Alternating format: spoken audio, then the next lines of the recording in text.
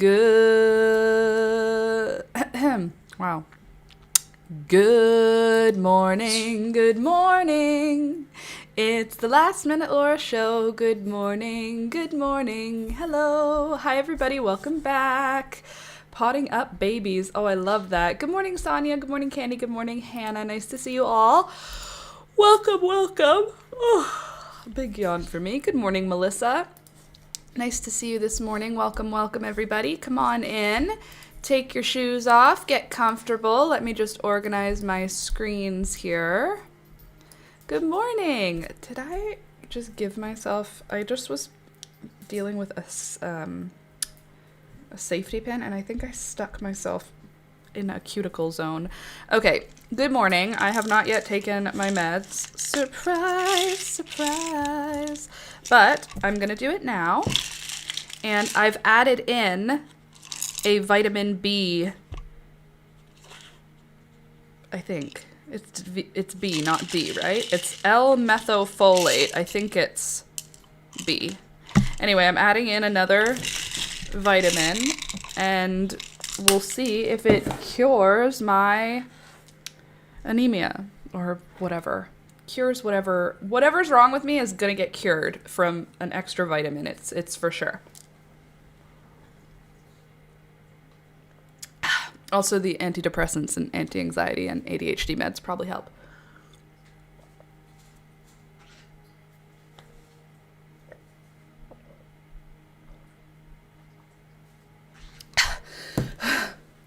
I needed to chug it so that it was done, and now I've done it, and I'm a good hydrated person. By the way, as you come into the stream this morning, don't forget to click the thumbs up button. Helps the channel grow, and you're already here. And the channel is already a legitimate real live YouTube channel now. I am a real live legitimate YouTuber. Therefore, I think probably you should just subscribe. So, when I say I'm a real live YouTuber, it's because I got my silver play button, which is, that's the line. That's when you find out. That's the facts. I'm not in charge. I'm not in charge of the rules. Just telling you what they are. Oh, we got our first glitch of the morning. All right, I'll be right back. I'm going to go make myself a coffee, make yourself a coffee, and then come back.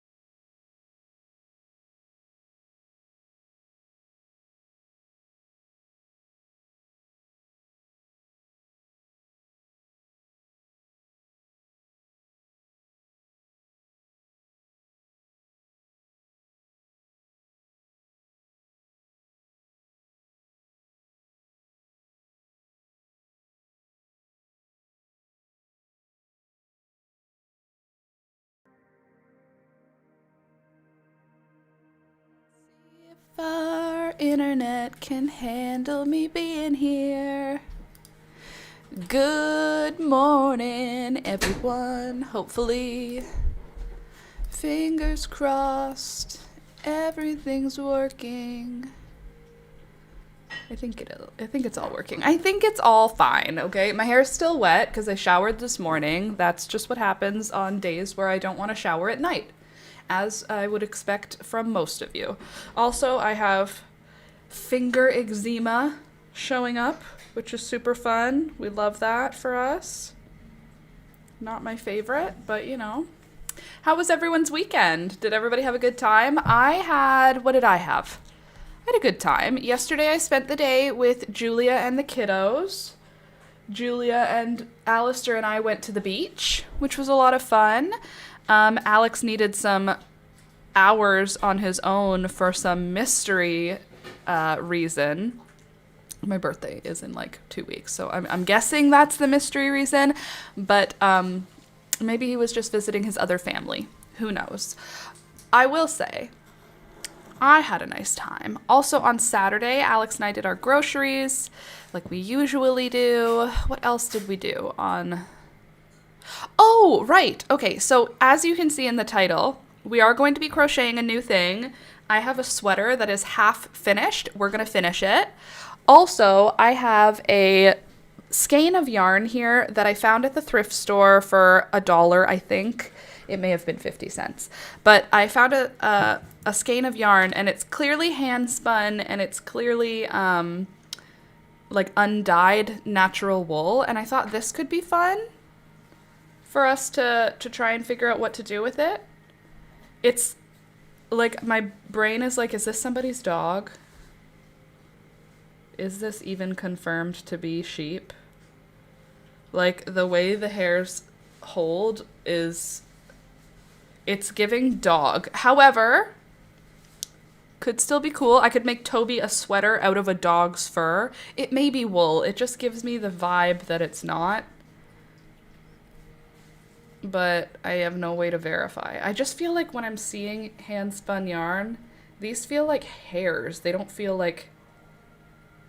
Okay, well, that's a long fiber, stitch lengthwise. I don't know how to verify which animal this came from, but my brain... I don't know what it's about, but my brain doesn't know that it's a sheep. It just smells like wool. It doesn't really smell like sheep, you know? Y'all, I had a horrible outbreak from a flare-up, cutting back on sugar big time. Also, crawfish boil. Ooh, and of course you know about the fire. A crawfish boil's lovely. That sounds nice. Crochet a dog plushie. Not a bad idea, but don't you think Toby could enjoy a sweater made of some other dog's fur? Could be cool. It was so sunny here yesterday. What a treat for dreary Halifax. Well, I'm glad it was sunny in Halifax. It was sunny here. It was cold, though. We were outside playing. We went to the beach, collected some rocks, then we went to the park, enjoyed some time there, and it was cold. Oh, Toby was a menace, obviously. Toby is probably now he's 5 pounds. I've been fattening him up. It took a year to fatten you up, but now you're fatter. Huh? We need to get his appointment for his shots, Alex. What? We need to book Toby's appointment for his shots. Because I want him to have, not want him to. He needs the flea and tick stuff. Because I don't want to deal with him catching fleas from the squirrels like Thunder did. He's licking his feet after he ate his breakfast. Anyway, Toby was a menace. He shrieked and screamed and barked at every moving thing. If we were actively walking, he would bark at dogs as they passed us. If we stopped walking, he would act like we stopped because he has to protect us. He would just bark in a circle around us. If we were walking, he would be able to like move past each item that he barked at. If we were not moving, like when we sat at the park, I had to sit on a park bench far away from the park because he was a menace. That being said, he's a Chihuahua, so like I can't say I'm surprised that he was a menace. He's also a Chihuahua, so I can't say that I ever expect him to not be a menace. Say the number of dirty looks that we got while we were out on our walk. His bark is not loud, and I'm a Chihuahua mom, so I just smile and wave when people look at me like this. Like, control your dog is the vibe. And I'm like, oh, how I wish I could. So this summer, I'm making actually, you know what? I'm not just going to make an effort. I'm going to make a note so that we have to do it.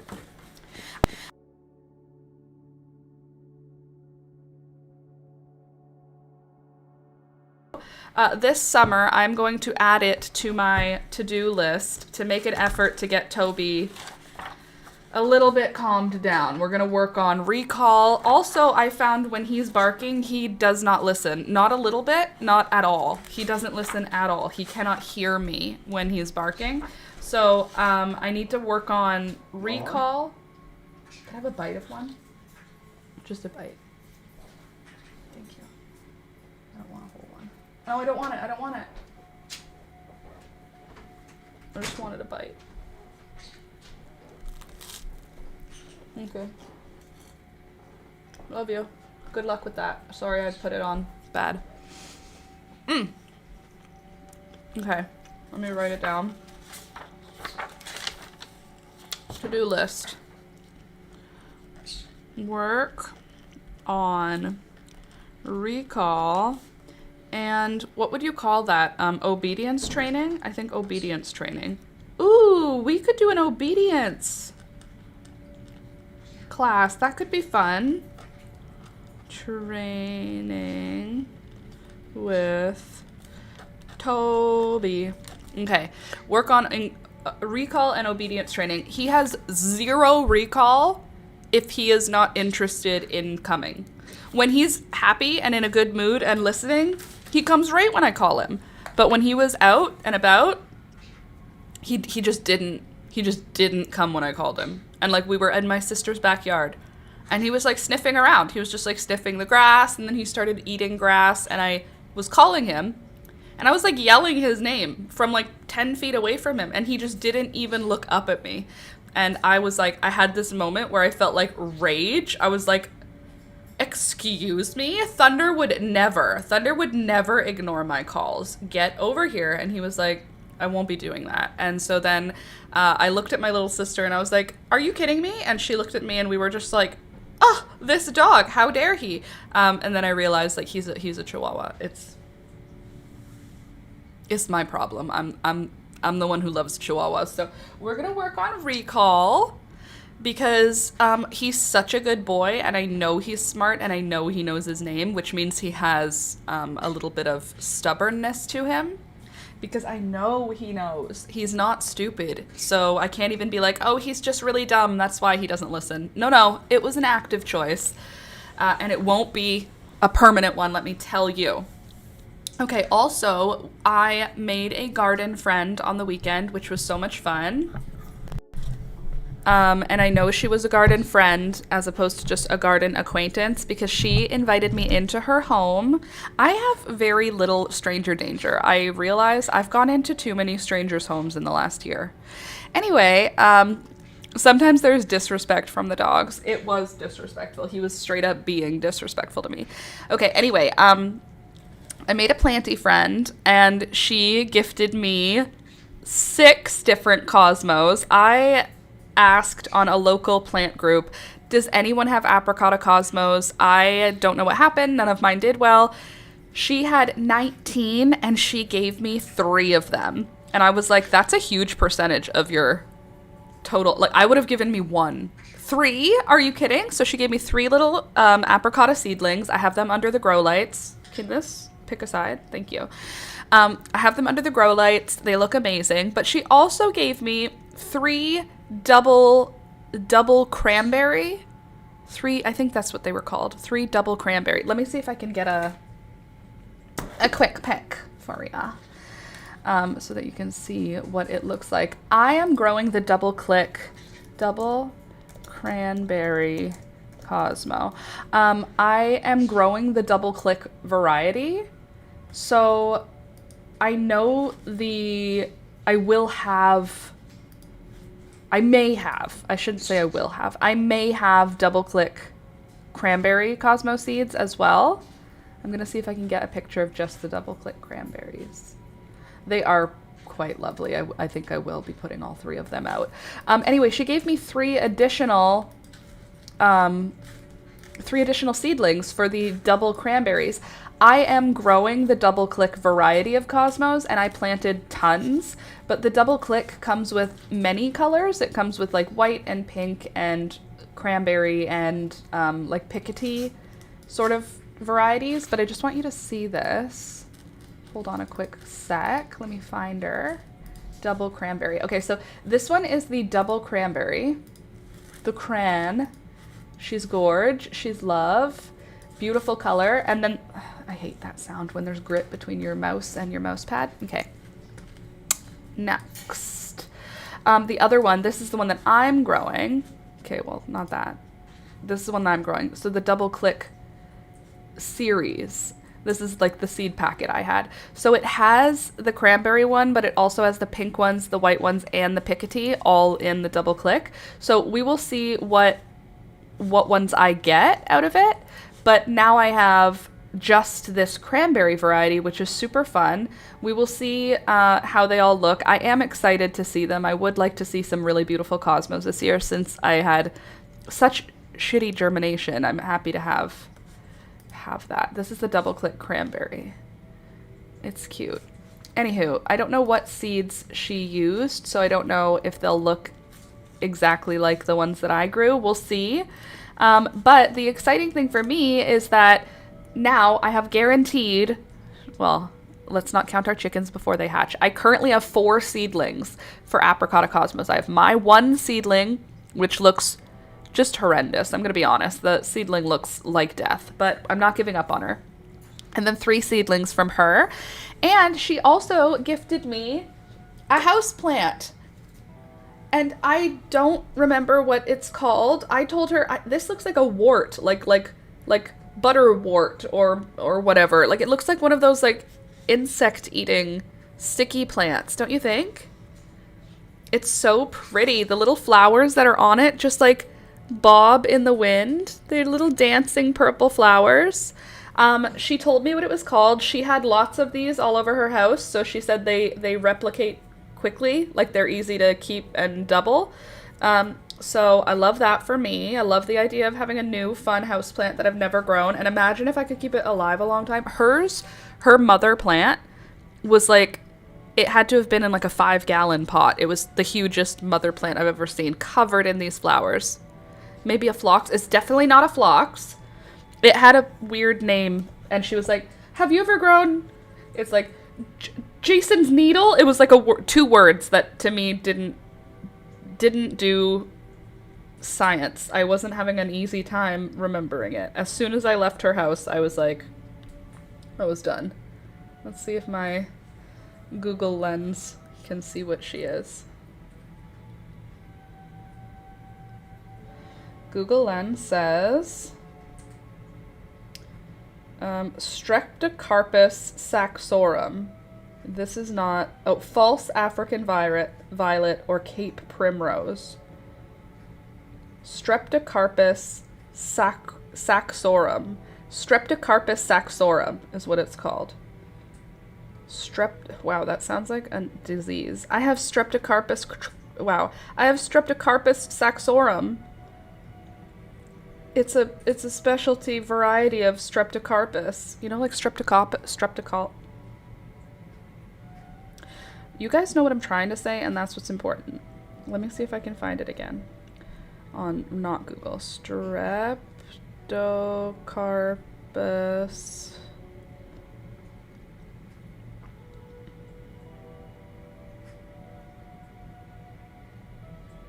saxorum. Oh, they're so cute. Called the false African violet, is a species of flowering plant in the genus Streptocarpus, native to Kenya and Tanzania. Okay. It is an evergreen perennial that often bears flowers nearly year-round. It's compact variety has gained the Royal Horticultural Society's Award Garden for Merit Houseplant. Cool. That's what that is. And now it's mine. And she gifted it to me, and that was so nice of her. And she also gave me a tour of her houseplants and of her garden. I was like very excited. She showed me all of her varieties of like tomatoes and stuff.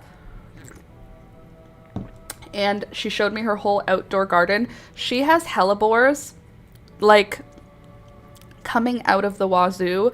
Gorgeous variety. She had this chocolate brown hellebore. Do you know what a hellebore is? It's a spring flower. It's a perennial hellebore.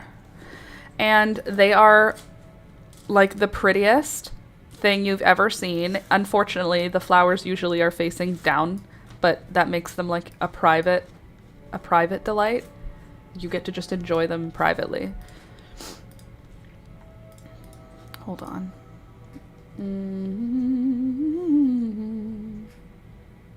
Where did you go? Not you, not you. This one? Hellebore, there you are. Okay, this is what they look like, but they come in colors like this. She had one that was like this chocolatey color. So beautiful. She also had the green variety, which is one of my favorites. I think they're so pretty. But when they're on the plant, they look like this. You can't see the flower very well because they're pointing downwards. But the flowers themselves are so pretty. Ugh. Like, what in the world? So anyway, I got to see her hellebores. I got to see all of her plants. And I said, do you have any violets here? And she said, no. And I said, would you like some wild violets? I have lots, and they would look so good in your shade garden. And she said, yes. And I said, I will bring them to you. So we're going to be friends now. And also in her front window, I thought she had fake plants in her window, which is a stupid thing to think for someone who I'm picking up a plant from. Of course they were real. But her begonia was so in flower that it didn't even look real. She had this variety of begonia where the leaves were about this big, individual leaves on these long stems, about the size of like a power cable, like a thick power cable. Not a charger, more like a computer charging cable, a thicker cable. Anyway, big thick stems, huge leaves. The leaves looked like they're all wilty, but she said that's what they look like. And then these beautiful stems with 50 flowers on them were just popping out and leaning into the window. So beautiful, like literally so beautiful.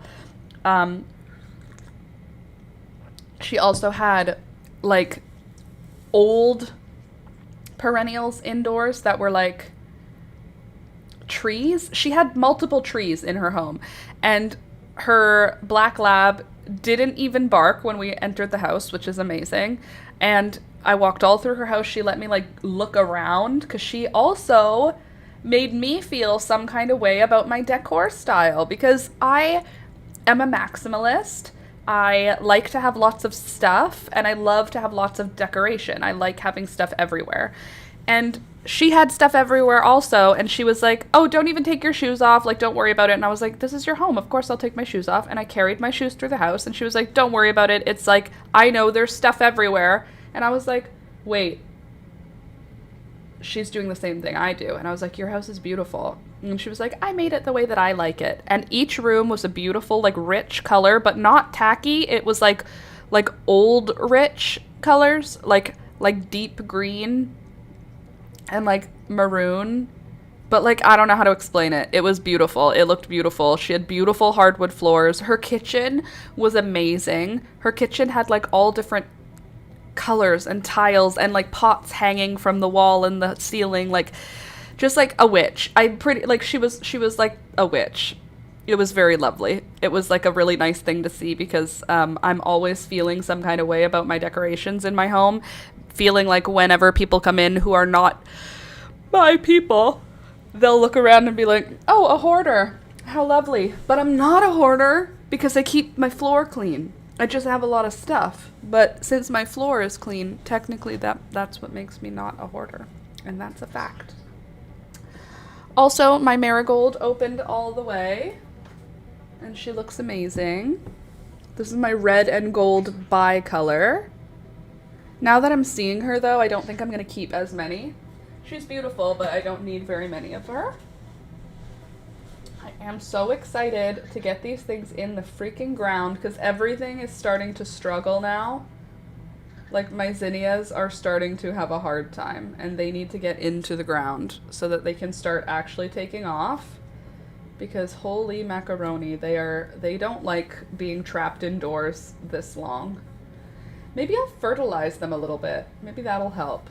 Because it's just they need more room for their roots, and I don't have any more soil or bigger pots. These are the last step for me for my garden.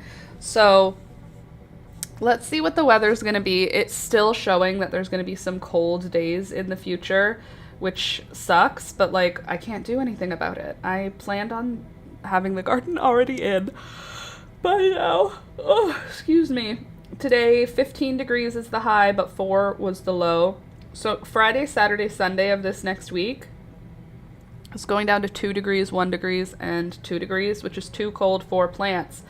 But, I keep saying this, but right after that, we're going to get the plants in the garden, okay? Right after that, that's what we'll do.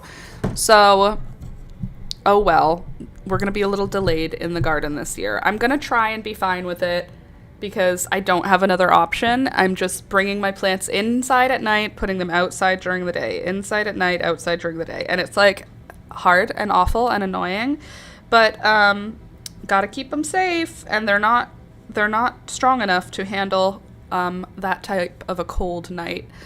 Hey, did I miss any story time or any juicy stories? Heck yeah, you did. I got a new plant. I made a new plant friend who lives in my area, which is super. What is happening here? How did you get tangled? Okay, you are attached to what? Sorry, I'm untying a skein of yarn right now at the same time. Morning all, hit the like and subscribe. Absolutely, hit the like and subscribe. If you've already subscribed, don't forget to click the like button. And if you've already clicked the like button, make sure you're subscribed. We're a real live YouTube channel here with a real live YouTuber. I'm the real live YouTuber, because see, I have a silver play button. That's how you know. Also, big news. I'm going to have a video coming out tomorrow. I said it before I was feeling convinced that I would, but I will. I'm going to have a video come out tomorrow. I'm just going to roll a ball of yarn here with this hand spun dog hair. I don't know if it's dog hair. To me, it feels like it's dog hair. It doesn't feel like wool. Maybe it's dog hair and wool.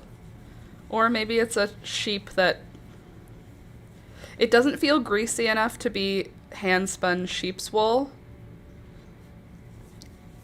Personally, I don't think it feels greasy enough to be wool. It doesn't have a smell enough for me to be wool. For it to be a hand-spun, undyed skein, I expect some sheepy smell to come with it, you know?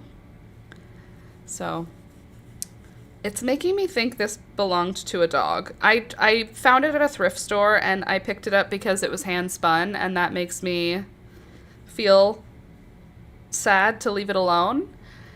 But, now I'm thinking this is somebody's dog that I'm going to crochet. I'll find out. I'll figure it out. I'll probably dye it eventually. Is it the Monstera leaf? Melissa, it's finally the Monstera leaf. The Monstera leaf tutorial is coming to a YouTube channel near you tomorrow. I'm so sorry it's been so long since I've put out a video. I can't give you a good reason. I can give you reasons, but none of them are good. All of the reasons I have are like, I got overwhelmed as we approached 100,000 subscribers and I could not make content. But nothing happened when you reached 100,000 subscribers. Oh, I know. But nothing was going to ever happen when you reached 100,000 subscribers. It's just a milestone. Yep, I understand that. And yet, my brain was unable to compute. What are the plans with the yellow sweater beside you? We're going to crochet it. We're going to really, really endeavor to finish it. Yeah, anyway, I'm sorry about the Monstera leaf delay. I'm sorry about all of my delays. I've just been I don't even have a good reason. It's not even a real reason. I felt feelings that made it hard to work.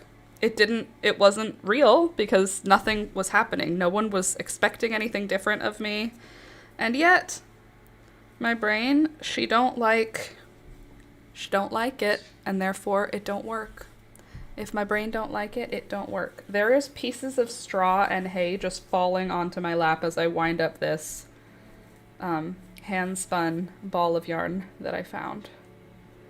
Pretty sure I paid $1 for it, but I may have paid 50 cents, unclear. It wasn't more than $1 because all of the yarn at the thrift store I go to is $1. But there's never any yarn because it's always $1. So as soon as it comes in, the next person to find it buys it all. Sometimes that's me, but not usually. But this time, this one skein, this single solitary skein of hand-spun, possibly dog, the number of pieces of straw in it makes me feel that's a real reason, you dramatic woman. Mental exhaustion is a valid reason. See, here's the thing. This is the problem. Mental exhaustion is valid. Burnout, valid. This was not that. I am neither burned out nor mentally exhausted. However, there was this feeling, you know how like I told you before when people would ask me what I do for work, I have an embarrassment to explain that I make YouTube videos? Well, it's equally as annoying as that. It's more that you have 100,000 subscribers now. You have to put out a video that's worthy of a 100,000 subscriber channel. No, you don't. No, you don't, Laura. You just have to finish the same video. It was already in the works. You just got to finish it and then export it and upload it. No, it must be better and different. Well, I've gotten past that. So now I'm just going to put out my videos as I did. Anxiety is also valid. Yeah, but like, I don't know, man. You're right and you're wrong. You're right because mental health is all valid. Mine was like avoidant anxiety, which is not, it's valid but not helpful. And it's valid but not useful in real life. Like, you can't live real life with that always. Like, I'm stopping myself, basically. I'm putting roadblocks in front of me. But I'm going to be fine. And I'm going to just start putting out videos again. I'm going to try and be gentle on myself while I do that.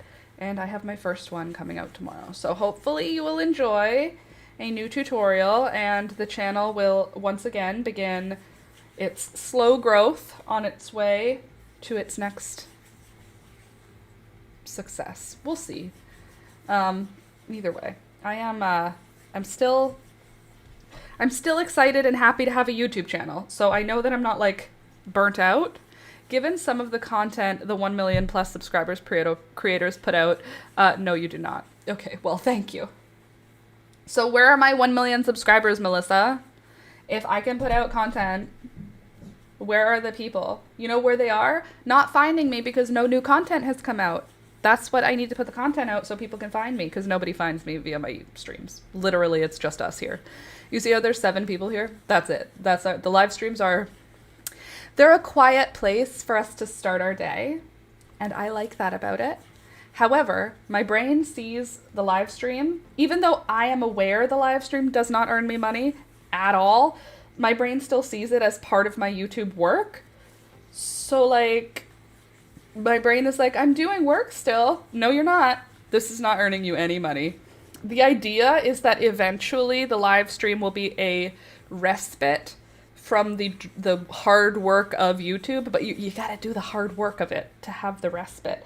Okay, I'm covered in pieces of straw, and that makes me feel like perhaps, in fact, it is sheep.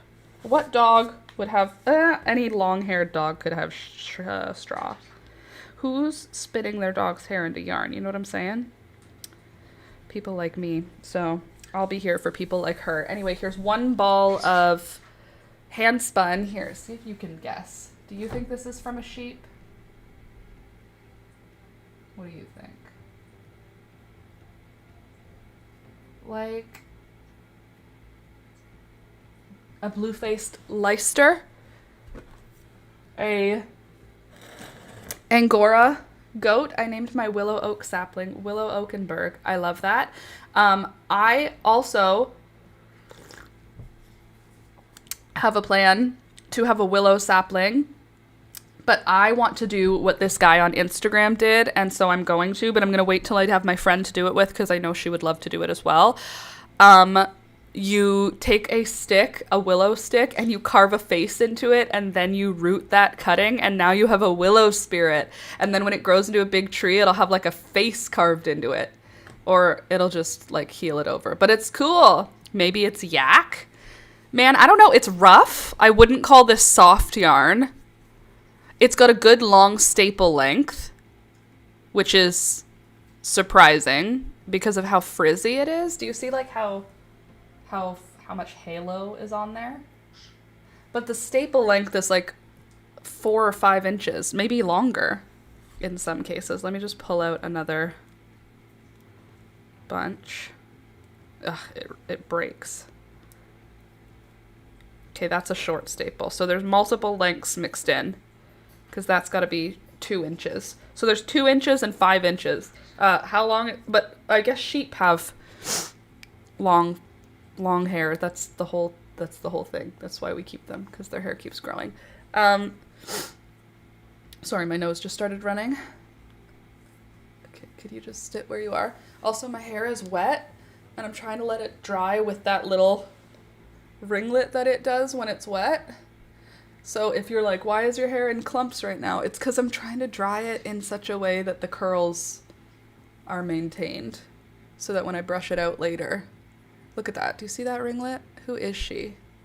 Gorgeous. Unfortunately, it's only gorgeous like in the afternoon, but that's all right.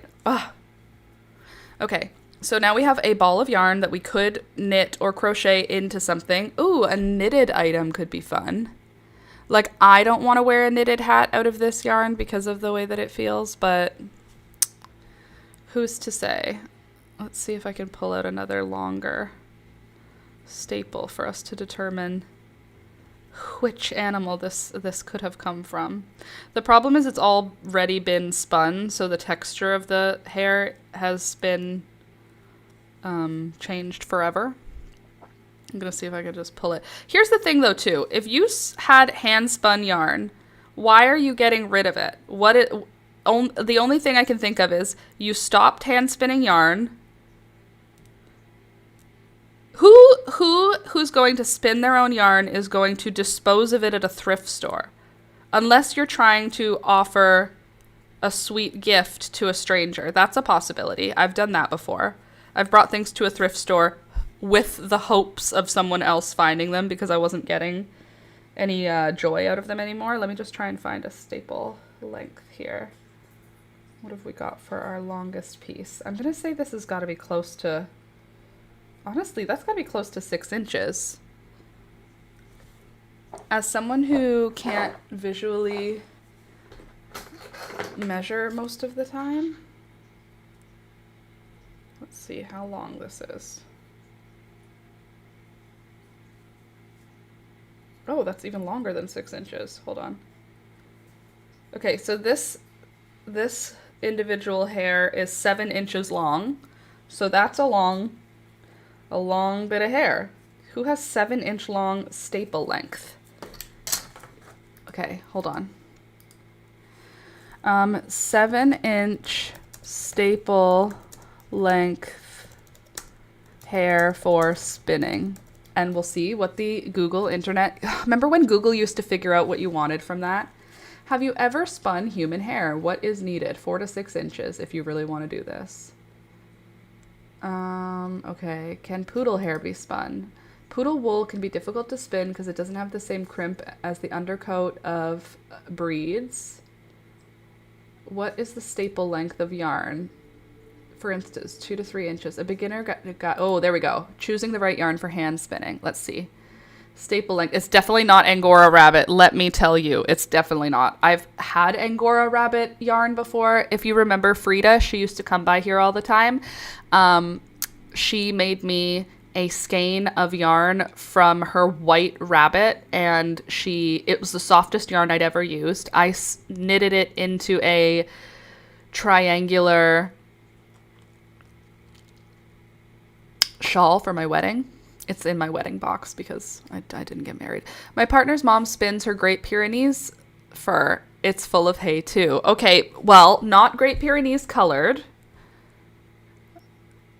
Here's the other thing it could be. It could be a mix, right? It could be a dog and a sheep. What I'm thinking, though, about the hair is that the texture of it is quite pokey compared to, like... Okay, this one also has two colors. It goes from brown to black. Brown at the root, black at the tip. Oh my god, that scared me. That's just a flower, Laura. So the root is brown. Hold on, let's see if we can... Okay, the root is brown, reddish brown, to about the 2-inch mark, and then the remaining 4 inches are black for this piece. Who's got brown and black? Let's see. The staple length has a direct impact on strength and structure. Longer staple results in a stronger, more durable yarn. Okay. Micron count or fineness. Fine wool has 23 or lower. I don't have a micron measure. Crimp refers to the natural waves. Wool breeds. Sheep breed, fine breed, okay. Often referred to as French Merino Cormo, is a crossbreed, okay. Wool with a micron, ooh, that's a skinny little one. Corriedale, micron 24 to 31, making it softer than medium wools. Romney, Cheviot, Columbia, 3 to 5 inches. Let's see, what do we have? Luster, blue-faced Leicester. High luster and micron count in the mid to upper 20s. The wool is long, fine, and soft, making it a favorite. Lincoln wool is one of the most luxurious breeds.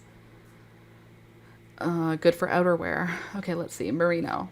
Micron count. Staple length. Here's what we want. Romney, 5 to 8 inches. So let's check Romney because we have long inches. Let's see. Romney, Lincoln, and... High luster and wavy. I can't tell if the wavy. Okay, it could be an Aussie or a Husky.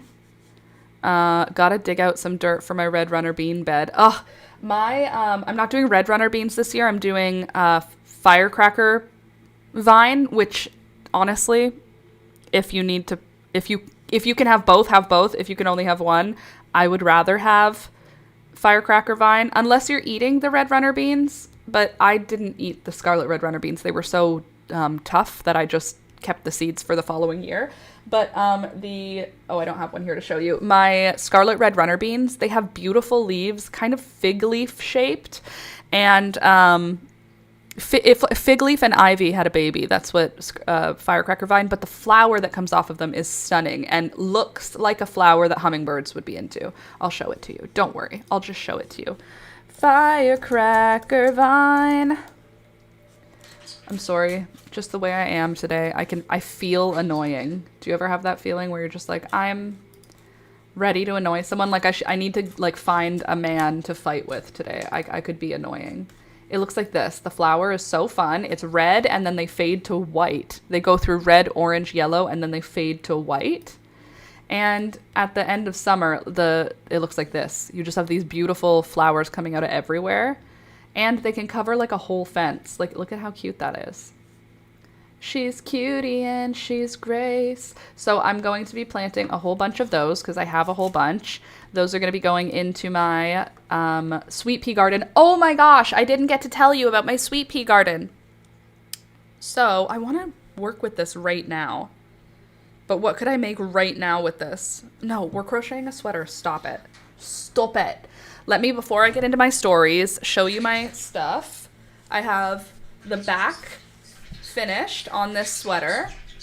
Is this the back? This looks like the front. This is the front. This is a sweater for Alex because that other one that I made him didn't fit. But guess what? Okay, I actually have so much to say. So, first things first, I have a steamer that has been in storage for a long time because I don't use it often. I took it out on the weekend and I steamed the sweater that I made for Alex that doesn't fit him. And look at how big it got. Watch this. You've seen it on me. You know that it's like, it's the sleeves are like this long, so it was never going to fit Alex, but look at how big it is now. Oh, burr, burr, burr, burr. Can I borrow your sweater for a minute?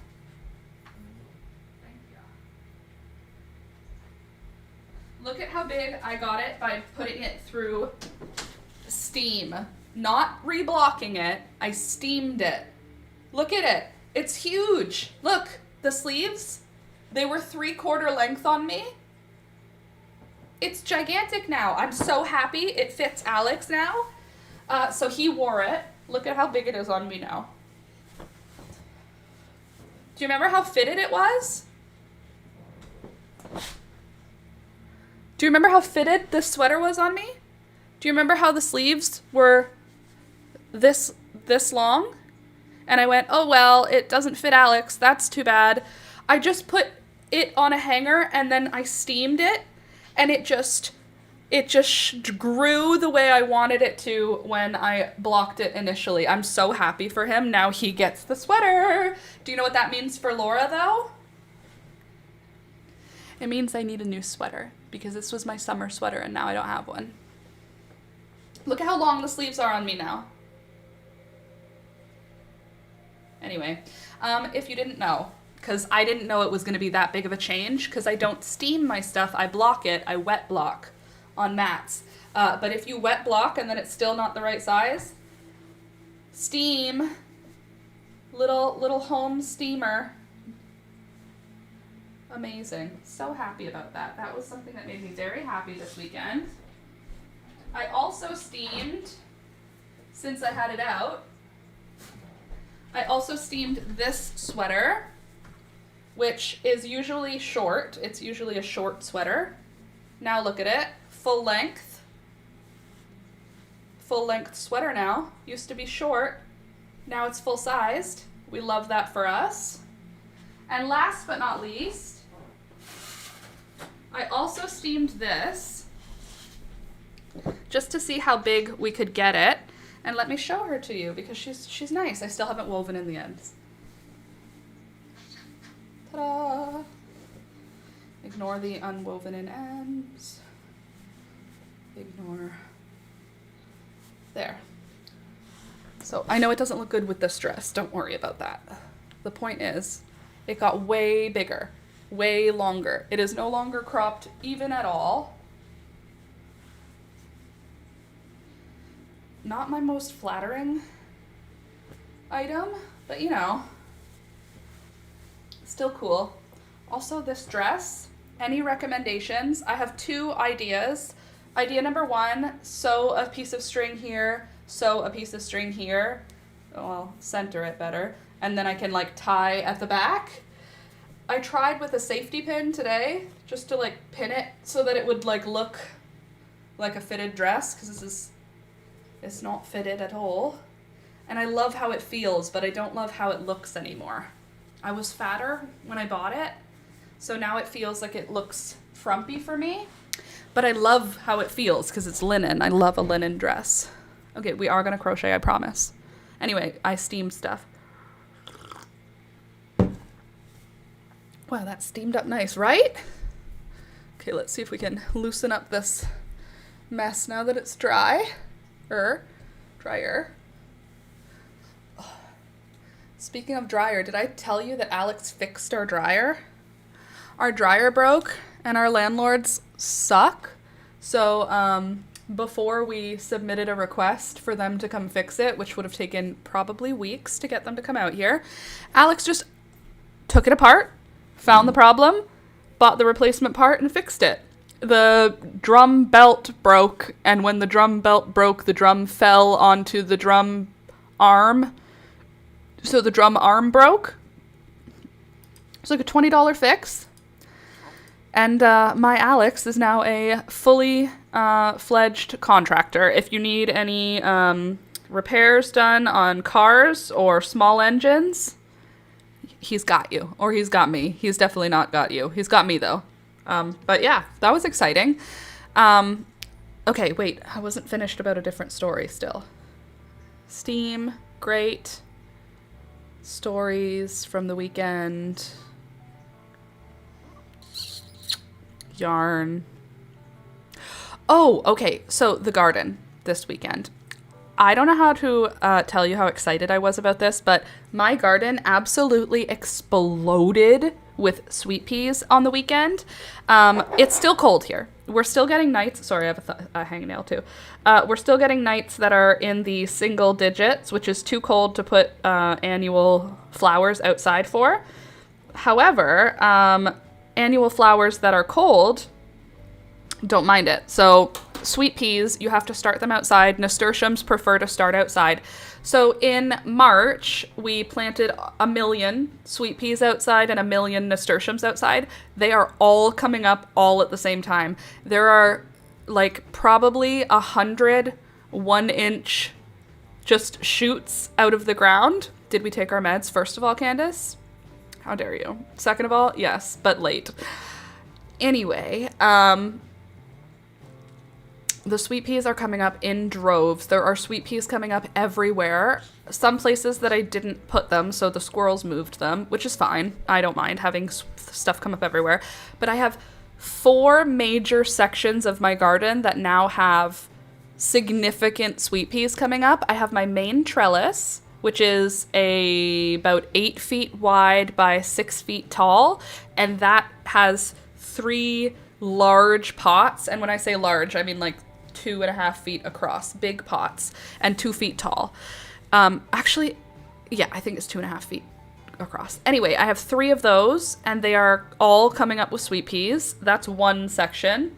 Then I have my raised bed, like aluminum oval rectangle garden beds coming up in there. Then I have my 5 foot across, 2 feet deep garden bed. They're coming up at the back of that. And then I put a different pot against a different wall, and then I put a trellis against that wall. So I have 4 main areas of my garden, and it covers 3 sides of my garden. Like 1 wall of fence, the back of my garden, the front of my garden, and no, there's 2 on one side. So 3 sides of my garden currently have sweet peas coming up on them, and I'm really excited for it.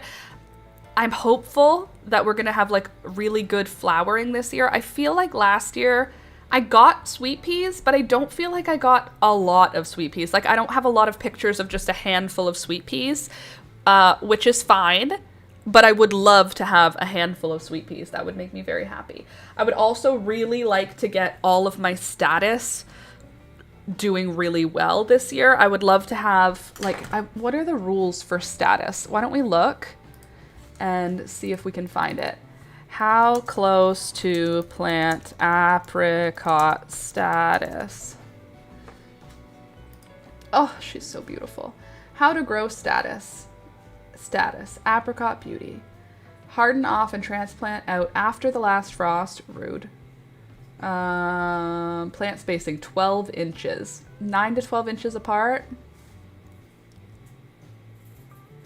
24 inches tall, that's true, but they don't grow very wide. They're not very wide.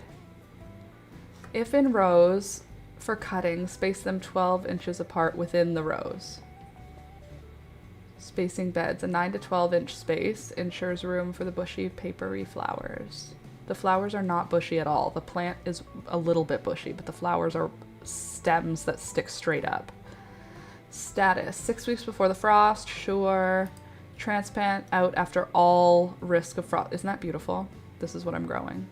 It's so pretty. I have 6 plants, I think. 6 or 8.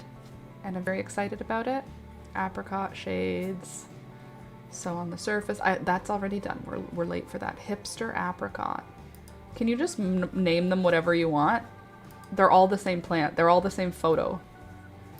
Apricot status. Oh, she's beautiful. Anyways, I'm going to wait for all danger of frost to pass for that. But for the marigolds, they can handle some frost. I think they are going to get transplanted out early. I just don't think I can manage having all of these marigolds indoors for that much longer. Let's see. How early can I plant out my marigolds?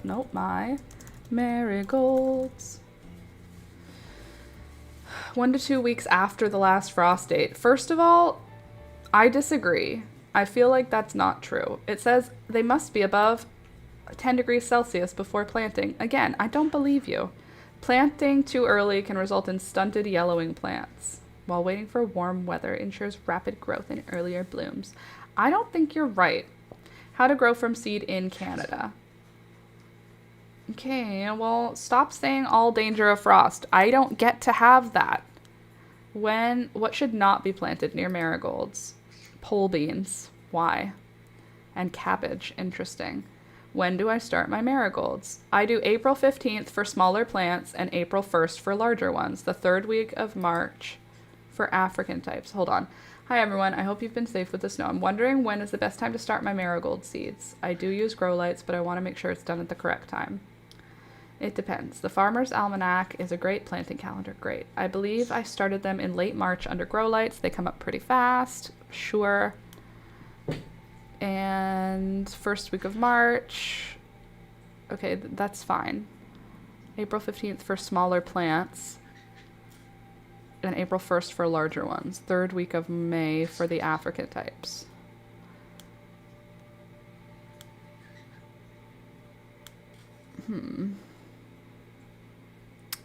Well, thanks for nothing, Reddit. I just want Reddit to tell me what I want to know. When should I start my... how early can I plant out my marigold seedlings?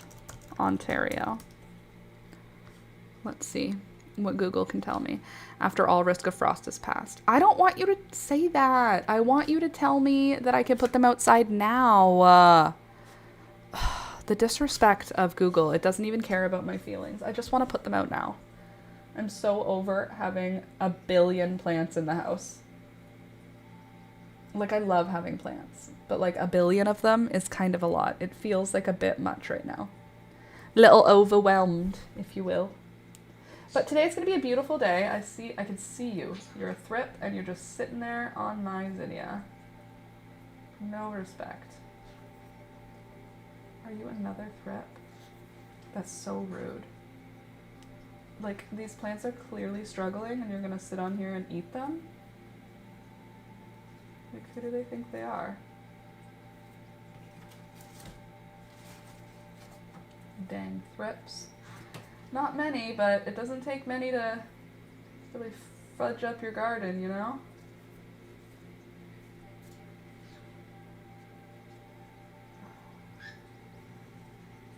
Oh, that's not great. My celosia seems to be needing a treatment, a thrips treatment. Interestingly, if you get thrips, sorry, my head is facing away from the camera, 1 second. Interestingly, if you get thrips, there's 2 thrips on each plant. They stick to a plant, breed, and then they leave. So then there's multiples. If you have multiples, it means you have an infestation. If you have 2, you can usually still take care of it. And I have 2. Unfortunately, I have 2 on lots of plants. Okay, this is unthripped, which is good. How about you? Do you have a thrip hiding? The other good thing is they're not very smart, so like they don't hide. They just like live their life and then you can kill them. I feel like aphids try to run away from you. Speaking of aphids, do you want to hear something horrible? I have aphids on my dahlias. The dahlias that I purchased from someone, every single one had aphids. And I didn't know because I didn't see them when I first got them. I transplanted them and then I saw actually, I'll see. I cleaned them off 2 days ago. We'll see if there's any left. And I can show them to you. So upsetting.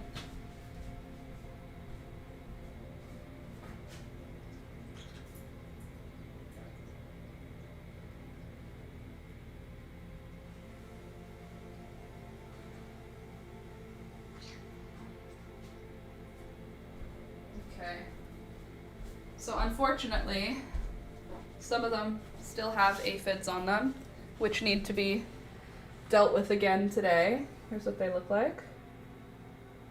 Hold on. Nope, can't see them on that one. How about here? You should be able to see them here.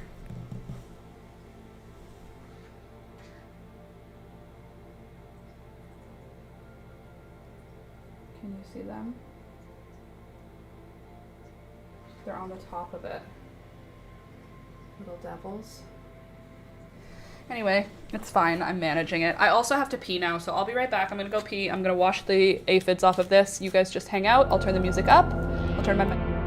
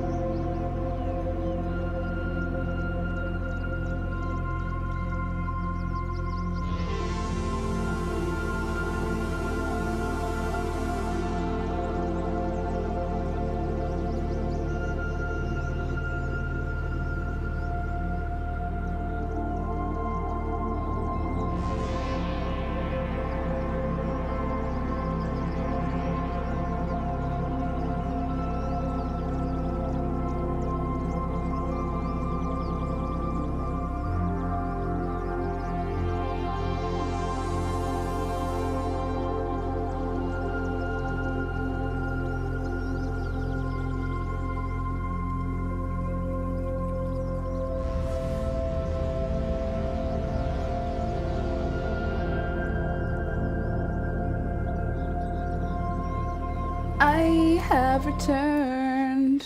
I am back again.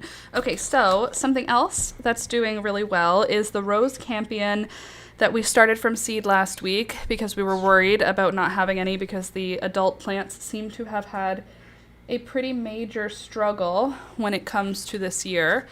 The winter must have been too harsh and too wet, but we have lots and lots and lots of Rose Campion seedlings, which are going to be just awesome. They're going to replace the adults that died, and next winter, we will try to find a way. What the heck was that? We will try to find a way to have them not die over the winter, hopefully. That's my hope. Where can I put you? I'll put you right here. It's okay, Toby. Nothing to see here. Yay! Yes. How many we have? 1, 2, 3, 4, 5. 1, 2, 3, 4, 5. 6, 7, 8, 9, 10, 11, 12, 13, 14, 15, 16, 17, 18, 19, 20. Okay, so if there's 20 per cell, we've got 60 seedlings right now. Hopefully, the adult plants that live outside are going to just go, oh, that was just what we do every year. Don't worry about it. And then they will pop up, and then all of these seedlings I can share with friends. Hopefully, all of these seedlings are for no reason. That's what I'm trying to say. Hopefully, I'm growing all of these seedlings for nothing. But I think that most of my Rose Campion died last year. So I think I am replacing them, but we won't know until it's time. I want my marigolds outside. Let's see what we could do. Let's see what the internet can tell us. The internet knows, nope, not that. The internet knows everything, right? What small seedlings can go out in the garden before the last frost? It always is like, plant these seeds. No. Brassicas. What small flower seedlings?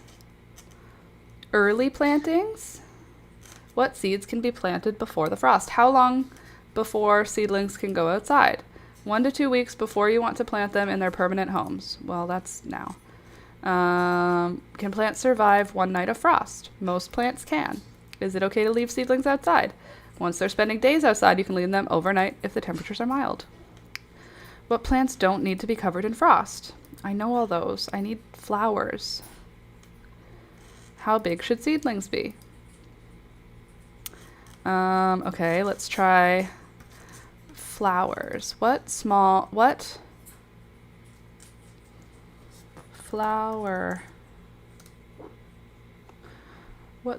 pansies, violas, calendula, snapdragons, and dianthus. These annuals are hardy, tolerate light freezes, and thrive in cool, damp soil, often becoming more established before the summer heat hits. Okay, so what you're saying is that I should, in fact, put my snapdragons out because there's 1 week before the last frost, I hope. Now, let's see what the weather is for the next 2 weeks.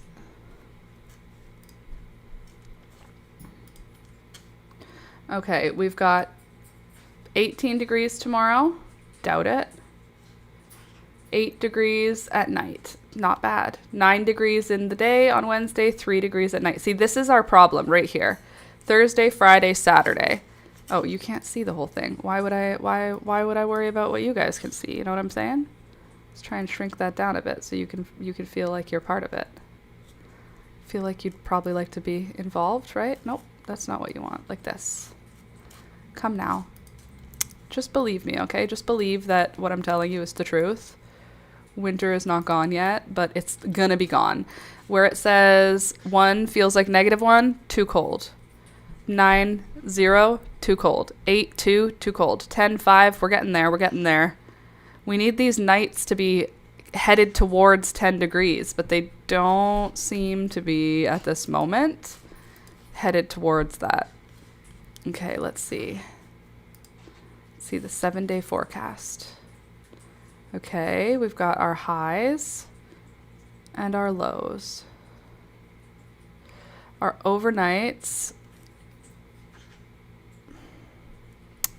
it's still just a little bit too cold. I really don't want it to be too cold. I want to pretend like it's not. It's not too cold for snapdragons, you know? I feel like the snapdragons could handle what's going to happen. If we have all the way until next week, I can look at, or until Monday, May 11th. And the garden doesn't look like it's going to be ready to have anything planted in it until after that. But in a perfect world, next Sunday, I could probably put out some stuff. So let's make our little list of what's going to be going outside before the official count of when summer begins. I'm fine. It's going to be fine. We're going to be fine. I'm just disappointed. I thought we were going to be like well into the last frost already. Like I thought it was going to be fully done because the year before last year, our last frost was like April 1st. Okay, where are we? We are at April 27th. I've not filled out anything for the month of April because I've been not well. Look at just empty, empty, empty. Well, that's May, so never mind that. April, here we go. April 27th. This weekend I noticed that there are aphids, so I'm going to say aphids on my dahlias. Aphids on my dahlias. Whoa, can you relax? Thrips are multiplying. You know what sucks is at this time of year I just don't want to deal with anything, so I'm just letting the thrips start to take over. But it doesn't matter because as soon as they get outside, the ladybugs will kill them. But I gotta get them outside to do that. Okay, can I plant out my marigolds before the last frost? I have to write seedlings. Can I plant out my marigold seedlings? You better say yes, Google. It's generally not recommended until after all danger of frost. They're highly sensitive of cold, and frost will likely damage or kill young plants. 1 to 2 weeks after the predicted last frost. Okay, let's see when you have predicted last frost. Let's see where we're headed. The Old Farmer's Almanac. Thank you. May 3rd is the last spring frost expected. The last and first are 33% probability using 1981 to 2010 climate norms, which we don't exist in anymore. We're not in climate norms. Who do they even think we're talking to here? Let's see. May 1st to May 5th. Ooh. What's that? Impending frost risk. What are we looking at? What are we looking at here? No, don't you play any videos. I didn't ask for that. 0 degree line. Okay, okay, hold on. What does that even mean, 0 degree line? Overnight temperatures range from 1 to -2. What am I looking at? What is this? Oh, hello. Okay, sorry. Let me just give me a sec, everybody. Barrie, London, Sarnia, Ottawa, Toronto. April 30th for Toronto. Is that this year?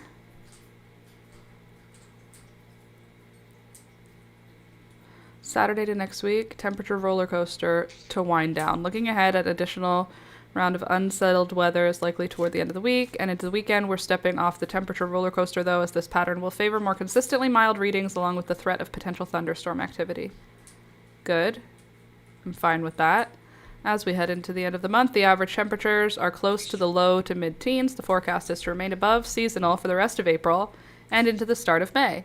Although this is good news as we head into the last month of spring, historically half of Mays typically do reach below freezing temperatures. May 28th is the latest date that the airport has seen below 0. Well, I don't think that's going to happen. Let's see. Latest 0 degrees in spring, April 25th, 2024, and May 28th, 1949. May 24th, 1963 was the last date where below 0 at that date.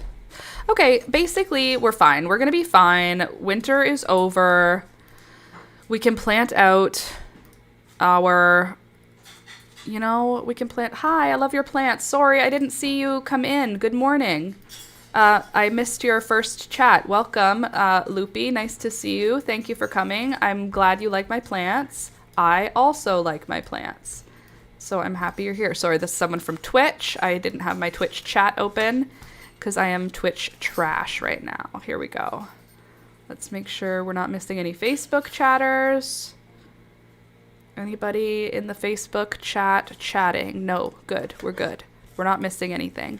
Anyway, I'm ready for spring to come and I'm ready to put things out. So this week, I'm going to write down the cold dates for it again.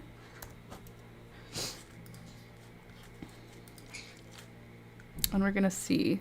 We've got Thursday, Friday, Saturday is going to be cold.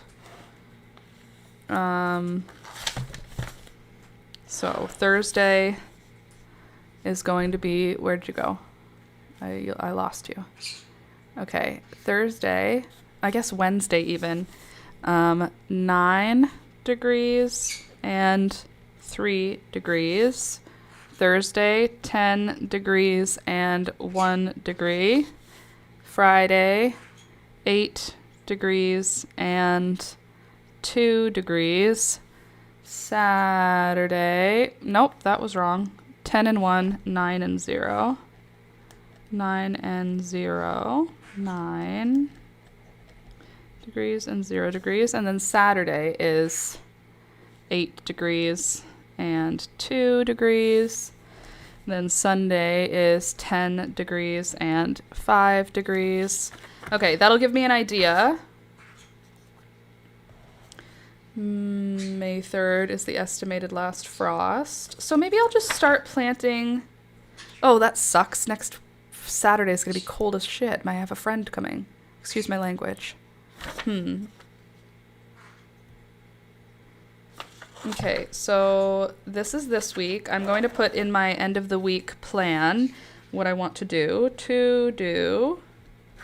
Plant snapdragons, calendula. Who else can go out again? What flower seedlings can handle a light frost? We're not having any more hard frosts. 1 degree for a couple hours is not a hard frost. Sweet peas, calendula, dianthus, and larkspur. Is that it? That's it? That's not ideal. I want more. Feverfew, I already know about that. It's already growing outside. I didn't do anything for that. 15 best cold hardy flowers to start. Okay, let's see what the internet thinks we need to do. Julia has ranunculus coming up, which is very exciting. When planning to grow cool season flowers, you should definitely buy both shade cloth and frost cloth. I don't have to do anything. Anemones, we're not growing those this year. Bells of Ireland, bad luck with Bells of Ireland. Cress, not interested. Feverfew, I have so much of it. Goditia? I don't know you. You're cute though.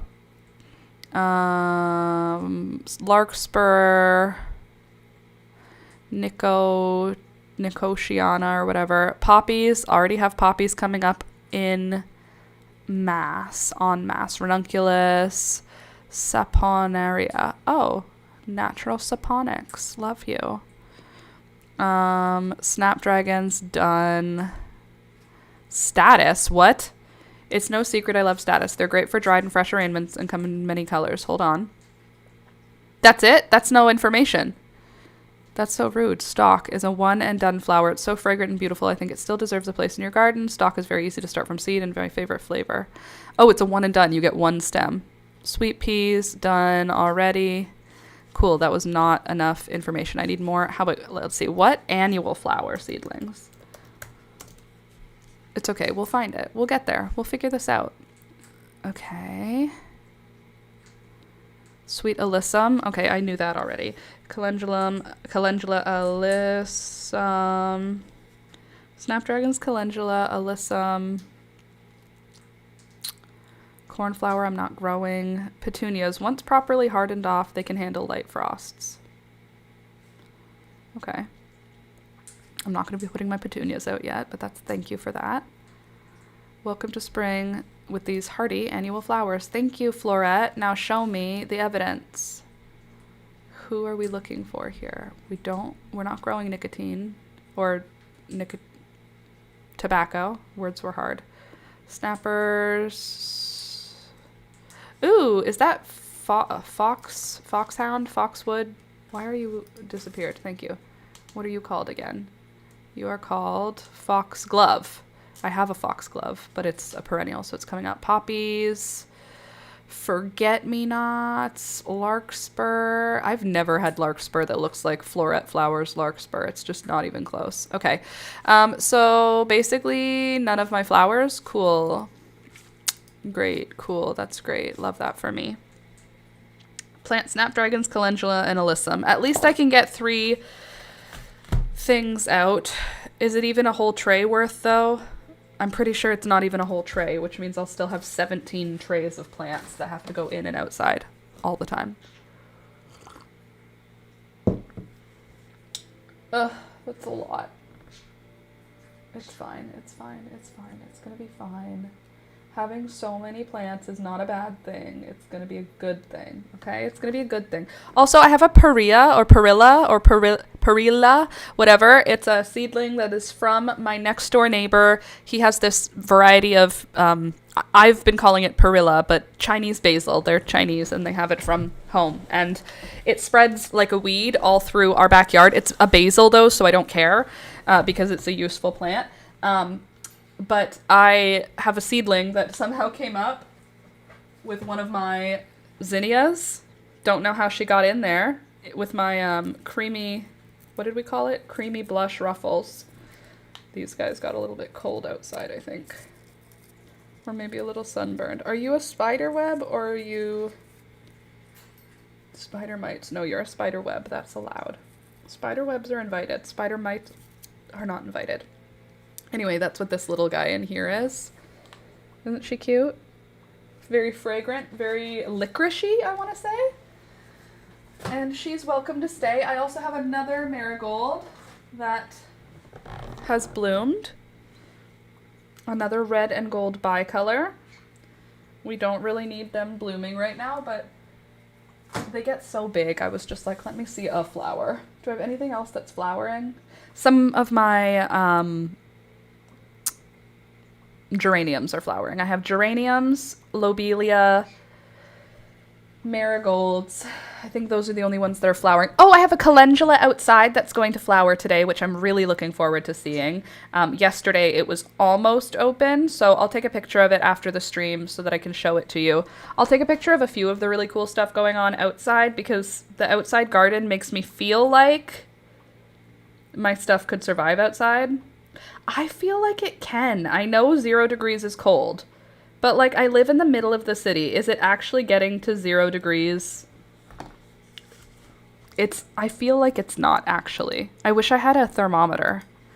Okay, if the weather says 0 degrees, but I live in the city center, will it get that cold for my garden? What are the chances of frost if temperatures say 7 degrees? Bro, 7 degrees, 0. You're fine. How long is it okay to be outside? No, not for me. For plants. What is the lowest temperature I can leave my plants outside? Okay, rude. What is considered freezing point for plants? Obviously below 0.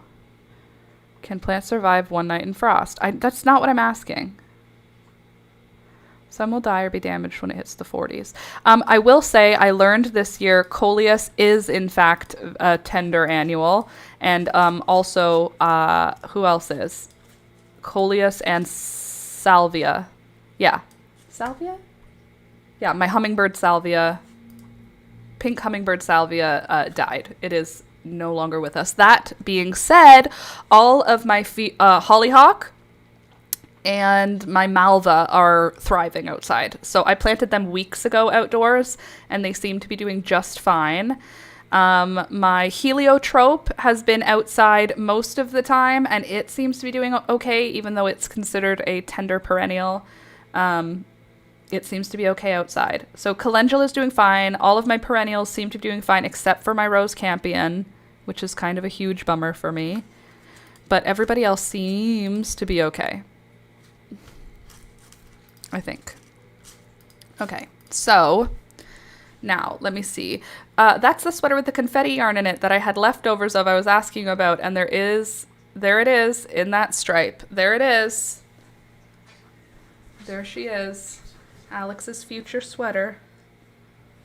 I kind of want to just go ahead and make it versus like filming it. Is that fine? Ugh, this is so itchy, but I don't know why. I do. It's going to be finger eczema. Do you ever get those weird little, they almost look like blisters, but they don't pop, and that's what they look like to me though, is blisters when I'm acknowledging them on myself. But it just happens on like 2 or 3 of my fingers, and it's not consistent, or it's not like I touched something that I'm allergic to. It's just the way it is. Okay, there. So if we work on this sweater, we'll need the correct yarn for it, which I have, but I don't know if I have all of the colors near me. Like this orange. I don't know where the orange... Oh, it's right there, right in front of me. It's fine. Let's see if I have any here, though, so that I don't have to unwind an entire ball first.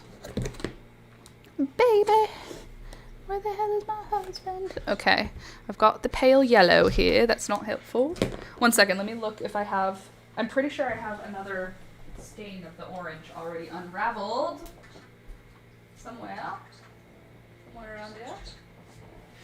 Baby, where the hell is my husband? Oh, excuse me. Birdies. Okay, I found the confetti yarn. I think we just have to use this. It's okay. Oh! I thought that was my coffee, but it wasn't. Just my microphone, all is well. Yep, disacrotic eczema. I have it too. I don't love it. I'll tell you that. I don't love having it. It's not like one of my favorite things about myself, because it's itchy. And then I look at it and it looks like... the first thing I thought is that it was warts. Like, I went to my doctor the first time I had it, and I was in... I must have been in university, because it would have been when I came home for a doctor's appointment. I was like, I don't know how I got this. What is it? I said, like, I think this is like verruca warts on my hands. I don't know how I remember that. And then the doctor was like, those aren't warts at all. And I was like, aren't they? They look like warts. And she said, in what way? And I was like, they have a black dot in the center. And she was like, no, that's like translucent skin. That's not a black dot. And I was like, oh. And she was like, and also there's a whole bunch of them in one spot. That's not how it works. And I was like, well, then what is it? Eczema, you just need to moisturize your hands. And I was like, that's stupid. I've never had to do that before. And now, occasionally, I get these finger eczema outbreaks. What a weird nowhere else on my body. It doesn't seem to be only because of one reason. Like, it's not like it happens for anything. I don't remember what size hook we used. Do you guys remember for this? Probably like a 5. What stitch did we do? Half double? Okay, half double. Actually, that's smaller than a 5, isn't it? Maybe a 4.5? Baby! Where the hell's Mom? Exactly. Okay. Let's see. If I just start, maybe I'll be able to tell. You know? What is taking him so long?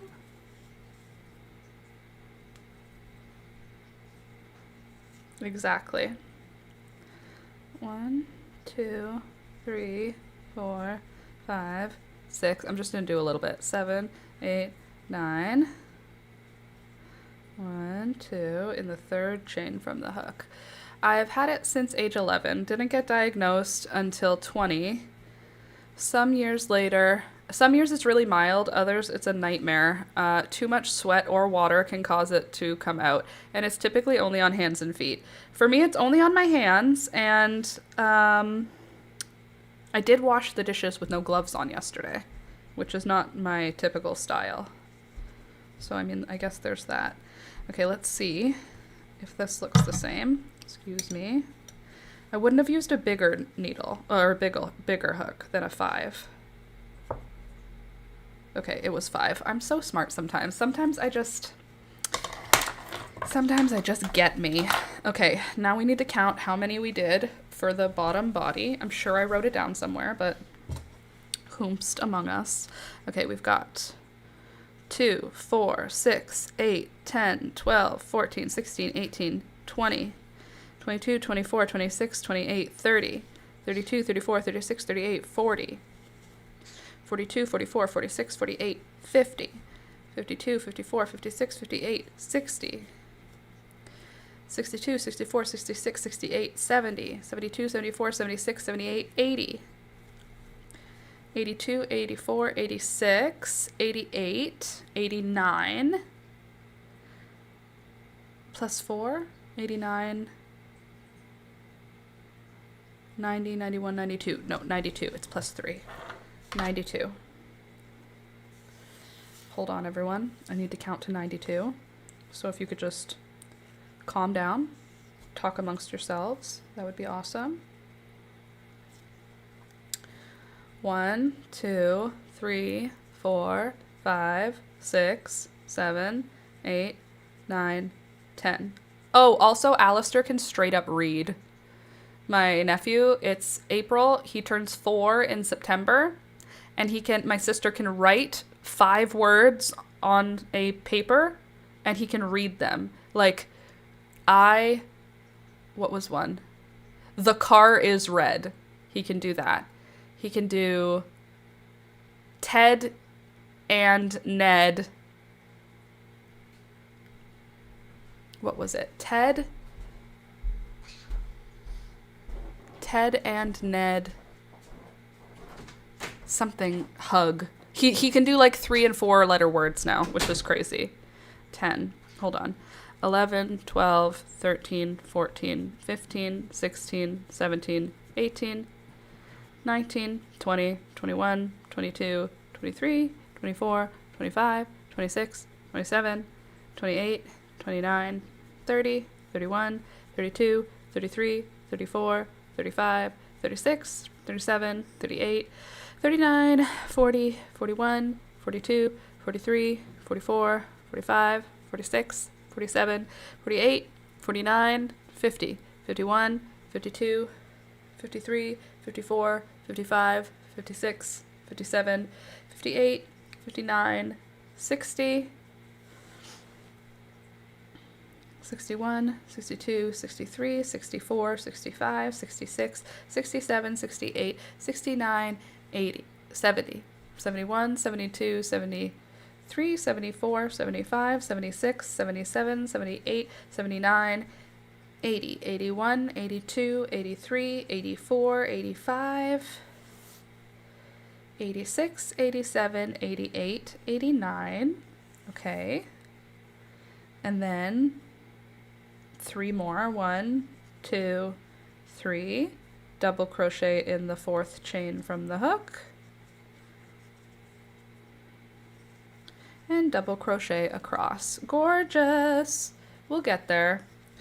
It's going to take us a while to do this, but we're going to have a crocheted sweater in sometime. No time, sometime. Eventually, we'll have it. Speaking of having it, where are you, sir? Why do you move your bed off of your bed? You know your bed has a spot. It literally sits right here. And then you just sort of move it around, huh? There you go. That's better. Okay. Now I'm going to double crochet across. And after I double crochet across, we'll start our front post, back post double crochets for the rib stitch. And then I can get this thing done.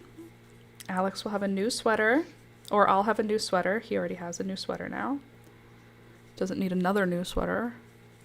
Also, in like less than a month, like 3 weeks from now, Alex and I have our 15-year anniversary coming up. And I don't know what to do for him for our 15-year anniversary. I considered lots of different options, and I have no like set idea. So, any ideas? Any good ideas? I am working on a bunch of small things in the hopes that I can do a market. Long way off, but I've made some cat butt and chicken butt coasters. Oh, and chicken coasters. That's awesome. Oh, having a market, that sounds like fun. Sometimes. It sounds like fun sometimes, but then parts of it also sound like hell. The parts that sound like hell are the people who are like, did you make these? Yeah, I think I could make them. Okay, thanks. Then go make them. But you didn't. I did. Go away. Oh, that seems expensive. Does it? Could you do 2 for this? No, the price is the price. I don't like people, so a market is hard. It's hard because I like people and I don't like people. How do you do that? I guess I'm just a normal human being is what I'm saying, is everybody has people they like and people they don't. And same, bro, same. And baby, where the hell is my husband? That song has been playing on the radio quite a lot, and now it is stuck in my head. Also, this dog has a new thing that he does when he wants something. He pretends one of his eyes hurts. I don't know if you can see right now. He wants my attention. So he keeps blinking. He's got his eyes closed, but he's facing me. Okay, he decided to put his head down. But he does this thing when he wants something, and he goes, like his eye is hurt. And I've checked, I've washed his eye out, I've cleaned him. He lifts up one of his paws when he's pretending that when he needs attention, and now he's lifting up a paw and closing his eyes. He's literally acting injured. And it's wonderful. Let's see, car races, baseball game, ooh, drive-in movie, visit a museum. A baseball game is an interesting idea. I don't know that we've ever been to a baseball game, which is silly because we used to live in Toronto, where the Toronto Blue Jays are. What is it, Beelzebub? Can I help you with something, dear? My little Toby. Hi, my little bean. Is there something I can do for you? Do you see his eye? Watch this. Are you okay? Oh, are you okay? Do you see that? Do you see the one eye closing? Look, see, it opens up and then watch. Are you okay? Is my baby? Oh, is his eye so sore? Look, as soon as I look away, Toby. My Toby, my little guy is so sore, so small. Look how sad he is when he's only got one eyeball open. Oh, my baby. Can you see that? Can we just acknowledge this? Oh, my baby. One eye, just one eye. And it's only when I'm looking at him. Watch. Oh, my baby. Oh, my Toby. Are you okay? He's fine. It's literally... Toby, do you need to go outside? Do you want to go outside? Look, oh, eye comes open. Oh, my baby. Is your eye okay? Outside? Oh, Toby. It's literally an act. It's literally an act. He's an actor. Okay, he might need to go outside, though. You're right. The birds were chirping. Do you want to go outside? Quick stretch first. Outside. Let's go outside. Let me hide your food from our big fat kitty cat girl. because she will try to eat your food. Just put it just out of her way. That's all we need. Outside! Oh, okay, you don't go outside. You want to come with? You want to ride my shoulder? No? Okay, then you don't. What are you yelling for then? Baby, where the hell is my phone at? Shush. Okay.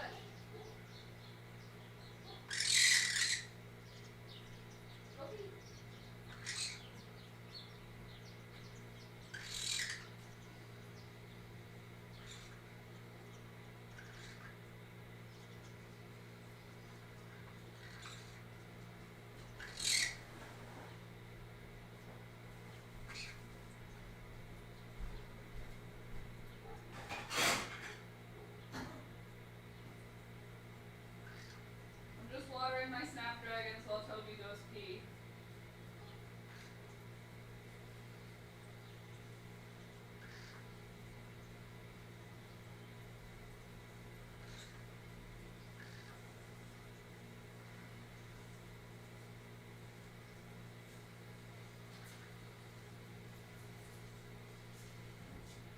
Oh, good boy. Did you go pee? All done? Oh, okay. Come on, go. Let's go. Good boy. Good boy. He's so smart. Oh, I've got the smartest dog in all of the tri-state area. The smartest dog, I say. He's the smartest. Anyway, here you go, mister. You have the rest of your kibbles. Enjoy. Haha, my cat does this too. Really? Bulkheads online. Well, great. So you're saying that this is a forever thing, that he's learned that people will go, oh, and love on him? It's fine. He deserves to be an actor if that's what he wants. Stop, though. Oh, my God. Oh, Hannah, isn't it something? Isn't that something? He is a toe baby. He's the big toe baby. I watered one of my plants, and he just jumped up and sniffed it. Dude, it's a hanging basket. What do you want? I watered all of my snapdragons while he was outside. Thank you for letting me know, Gary and Beelzebub. Toby's such a good boy. Sometimes, except if we're in public. I don't know how many children ran up to approach to pet, but it was too many. Parents need to be telling their kids, anytime you see a dog that small, it's not friendly. How often do you think that you get to pet a chihuahua in the wild? Because the truth is almost never. I think out of all of the chihuahuas I've seen, I've probably pet less than 5.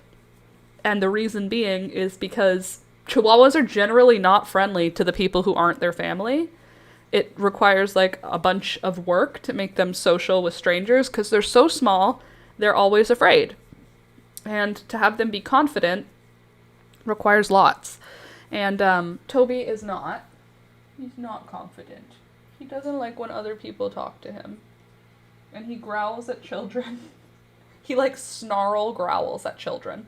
Like a kid comes up walking like they want to pet him, and I look at the parents and I go, I'm sorry, he's not friendly. But Toby's going, like, it's pretty obvious to a normal person. Like, he's not into children at all. He has no interest in being friendly to children. He's fine with Elizabeth and Alistair because he sees them every week. And he knows he's not allowed to behave that way to them. But he does not like any kids. He also doesn't like any other people, but he does not like kids. Like, you know how on dog adoption, you don't check dog adoptions every single day. On dog adoptions, they say, like, this dog is not good for small children or young families. That's Toby. Not good for small children and young families. Luckily for him, he got added to a family that has no small children, except for, like, all of the extended family, so he only has to behave, like, 1 day a week. Good boy. Hi, Bubba. Oh, God, he's so friggin' cute, though. That eye blink thing, I only noticed it yesterday, and I was like, stop. What are you doing? And I cleaned his eye again. I clean his eyes all the time, but I cleaned his eye just to make sure there was nothing in it. And then he was all bright-eyed and excited when we were talking. And then if I go like this with my voice, he goes, like he's literally like, oh, I'm injured, can't you tell? You know, like those videos where you see someone holding a baby and then they smack their hand on a door like behind the baby and then they go, are you okay? May not have shared a Chihuahua in Facebook message. I'm gonna look. You can't stop me. I'm not adopting another Chihuahua since that one that I was excited about on Friday or Thursday fell through. I decided that was a sign from the Chihuahua gods that it's not a good time. So I'm not getting another Chihuahua for a while. However,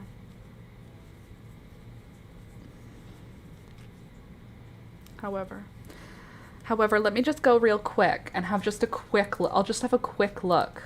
It's like not a big deal. Just a quickie. I'll just have a little look-see. No big deal. Baby. That song is not even... Okay, hold on. What has taken him so long?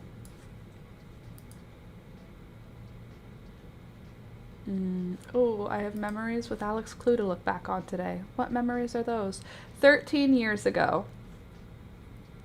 13 years ago today. Are you ready to hear what I said? Starting a new business, Starting a new business may be a crap ton of work, but the major benefits include I work when I want, I work where I want, I wear what I want to work, I wake up when I please to begin the workday. I can listen to Michael Bublé, Regina Spektor, Streetlight Manifesto, and Taylor Swift all I want without my coworkers complaining. That's awesome. That's funny. 13 years ago. Okay, 14 years ago. Alex Clue, statement of the evening. Song playing on the radio. Alex, is this Jesse McCartney? Laura, Alex, this is a girl. Alex, Jesse McCartney isn't a girl? There we go. That's all. Okay, let's see what we got. Oh, baby.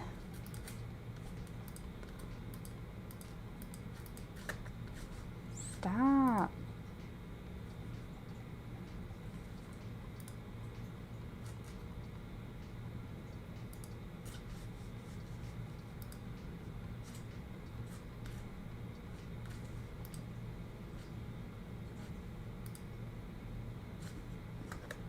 It won't let me open it.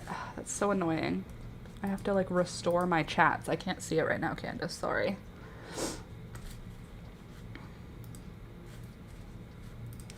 Okay, and let's see. I posted one of my mother-in-law's Great Pyrenees in Discord. Not white, which I didn't know was a thing. I didn't know that was a thing either. I thought Great Pyrenees are white dogs. Maybe Great Pyrenees mixed? Do Great Pyrenees come pure in other colors? I thought Great Pyrenees is like, that's a white dog. Okay, let's see. Pets and animals. Show me. Maybe it's in live stream discussion. That's the right color. Oh, that's a cutie. That looks exactly like a Great Pyrenees, just not white. I didn't know. Okay, what do we got here? We got Willow Oakenberg. Looking good. What are you called? Lantana? Okay, good. Lots of nice things. I wake up at 5 a.m. these days, and I don't know why. Just for fun. The rest of the litter was white.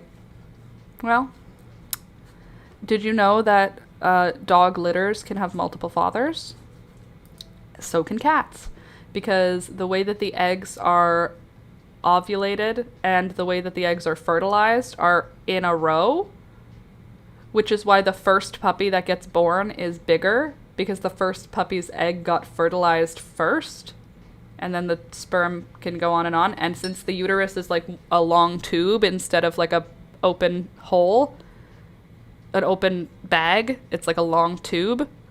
So you could have multiple fathers in one litter, which I think is very cool. And when I learned that, I was like, that makes me want to get like a good sized dog, like a standard poodle female, and then get a Dalmatian male and a Great Dane male and a Chihuahua male and a standard poodle male and give them all a go. Obviously, you can't do this. This would be really bad. I don't want to do this. My brain wants to do it in The Sims. And then I want to have a standard poodle give birth to a poodle Dalmatian, poodle Great Dane, poodle boxer. I want to see a litter of absolute freaks where none of the puppies are fathered by the same father. I feel like that's cool. I don't want to do that, and I don't think people should do that. Leave dogs alone. Stop breeding dogs for no reason. But if I had no ethics and didn't see animals as people, I would definitely want to do that. Unfortunately, I do see animals as people, so. I knew that about cats. I didn't about dogs. Neat. That's bizarre to me, that cats and dogs can have 2 baby daddies at one time. People can't even do that. That'd be cool. Would it? I mean, it kind of would. I mean, it's happened before, right? Where someone gets pregnant while they're pregnant, so they have 2 due dates because there's 2 babies, but they're not twins, but they are. 1 and 2 and turn. I'm going to do my front post, back post, double crochets now. Hopefully I will end on a front post. That's what we're hoping. Oh, excuse me. Anywho, very cute. This could totally be a Great Pyrenees. If that dog is a Great Pyrenees, then this fur could be for a Great Pyrenees. They do have awfully long hair, don't they? They're barkers on purpose. Like Maremas. Something like that. Anyway, no new dog for Laura. Although now that I've said it out loud, why don't we just do a quick little check? We're already here, you know? We'll just do a quickie, a little, just for health and safety reasons, you know?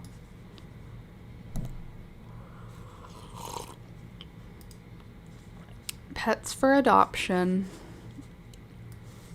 If I see any in here, I'm gonna bring you right in, don't you worry. But I have to look at all of them for health and safety reasons. We have rats and birds and pit bulls everywhere. I don't know how many pit bulls need new homes in my town, but if you're looking for a pit bull, let me tell you, they are everywhere here. I feel awful for them because you know what's so frustrating is pit bulls proliferate so easily. If you are like, if you have a pit bull and it gets pregnant, they have like 12 pups, which is a lot of dogs to be bringing into the world. And like, don't get me wrong. Hold on, count. No. Don't get me wrong. Pit bulls, cute. 12 pit bulls are not going to find good homes for their whole life. It's just not going to happen. And now, if you look in any of the shelters, and also I'm obviously calling more than one type of dog a pit bull. I'm talking any of the big bully, square, wedge-shaped head dogs. So American Staffordshire Terrier, Pit Bull Terrier, you know all the bully breeds. The bully breeds are in huge supply. Adopt a pet in Ontario. That is where you will see Nacho. Nacho, man. Sorry, I have to check the Toronto pets first because for some reason Toronto has the lowest adoption fee in Ontario. Okay, so now let's go to Ye Old Pet Finder because that's going to be where we find it, isn't it? We're looking for dog. We're looking for size, and we're looking for Ontario. It's a Facebook page. Yeah, but they all show up on Pet Finder. Usually. And baby! Can I have a one-eyed dog? Is it so hard to find? Oh, a Chihuahua Papillon mix. Cute. What if I just search by the name? No, let's see the breed. It's a Chihuahua, yes? Obviously, you wouldn't be sending me a non-Chihuahua. What's the point? Rosie, Tia, Louie, Snoopy, so cute. Shelby, Cashew, Pistachio. Oh, a puppy Chihuahua. I don't want a puppy, but let's look at it. Who are you with? You don't have any special needs. We love that. You're in Toronto. One of 3 puppies rescued with their mom when they were just 1 week old. Sweet and gentle. We love that. We love a sweet and gentle. Shelby's the mom. Shelby's so little. Oh, stop it. She's just a tiny baby. She looks just like Toby. Hold on. 3 to 8 years old. Short coat. Compatibility. Don't care. Compatible with what? Me? Okay, she's 6 pounds. Extreme stressful. Sure, living with small dogs. Good with family. SOS. Quebec to Ontario dogs. Oh, her babies look just like her. Peanut, stop. I want more dogs. I want 4 Chihuahuas. Okay, so hold on. I will let you in once I get to where I'm going here. Jackson, Sunny. Ugh. Why do so many people hoard Chihuahuas? I understand. As soon as I said it out loud, I was like, no, actually, I know exactly why, because they're amazing.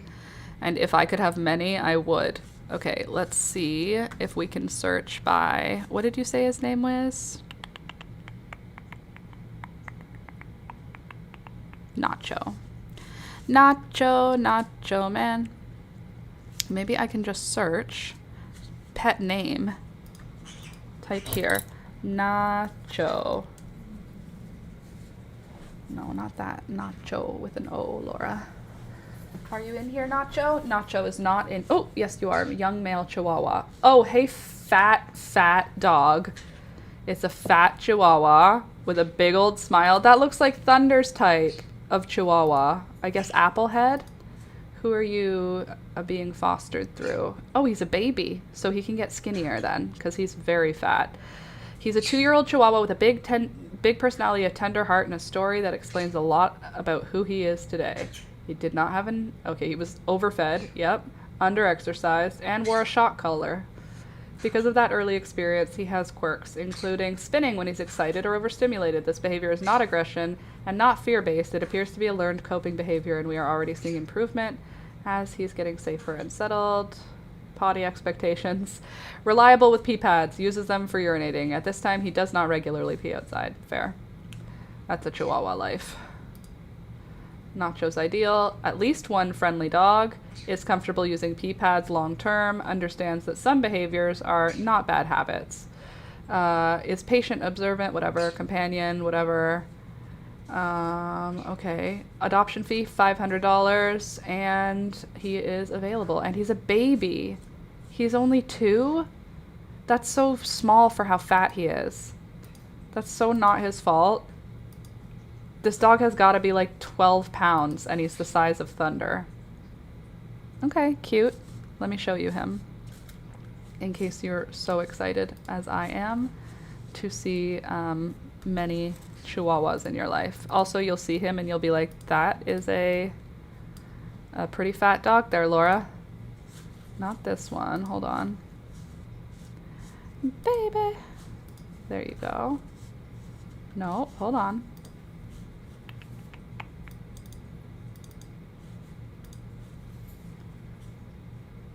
Why did you disappear?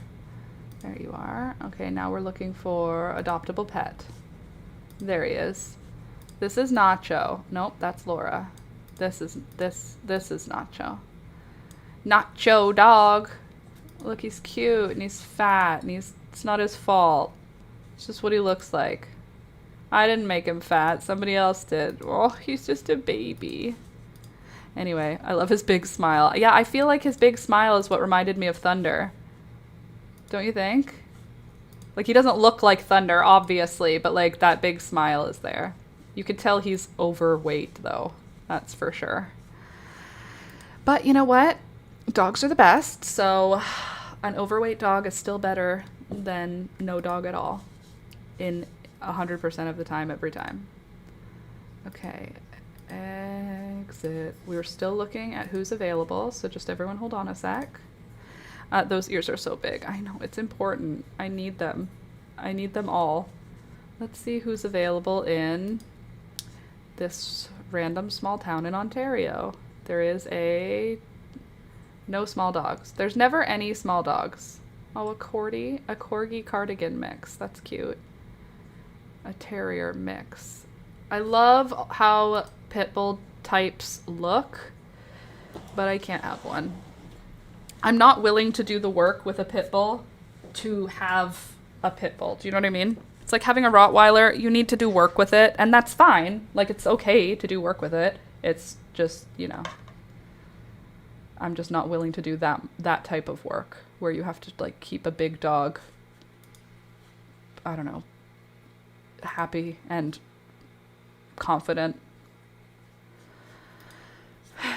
Happy, yes. Confident, no. Can I show you if I was going to get a pit bull what it would look like, though? Because I already know which one I would want, because I already have met it as a photograph. Look at him. Look at this dog. Is that not the cutest dog you've ever seen? Look at his big head. Look at his big dumb head. He's just a baby. He doesn't even have a name. His name is A079542. Oh, Stefano, okay. I'm a neutered male blue merle American bully. The shelter staff think I'm about 2 years. I've been there since April 22nd. Oh, that's not very long. Bursting with love and enthusiasm. He adores people and is happiest when he's right by your side, soaking up attention. An active guy, he loves going for walks, exploring new sights and smells, and burning off his energy with his favorite humans. He's cute. He would do best in a home without cats or young children. But look at how pretty he is. Isn't he the prettiest puppy? Anyway, I love him, and unfortunately, I cannot have him. I could. He's not that big. He's, like, probably fine. He's probably great with cats and dogs. Okay, did we look at Burlington's pets yet? My neck muscles are tight under my jaw here today. Anyway, I think that's it. I think we've got through everybody who's available. I love that coloring. Me too. The blue merle. So cute, so pretty, so fun. Okay, back to my crochet. 1111, make a wish.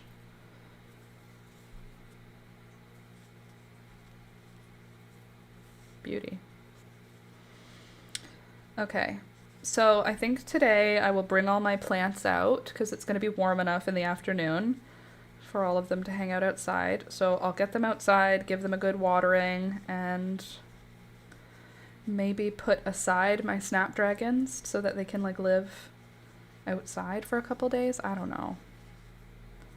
I just want them out of my grow light area. So we're not going to get another dog.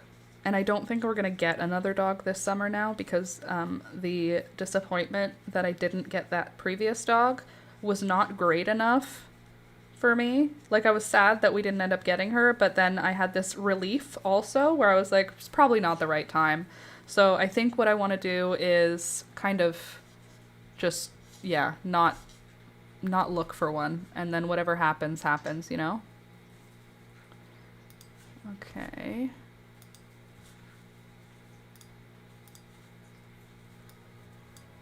Cool. I'm still gonna look all the time though, because reasons. I think I'm gonna move my grow lights away again today as well. I'm gonna put them away for the season.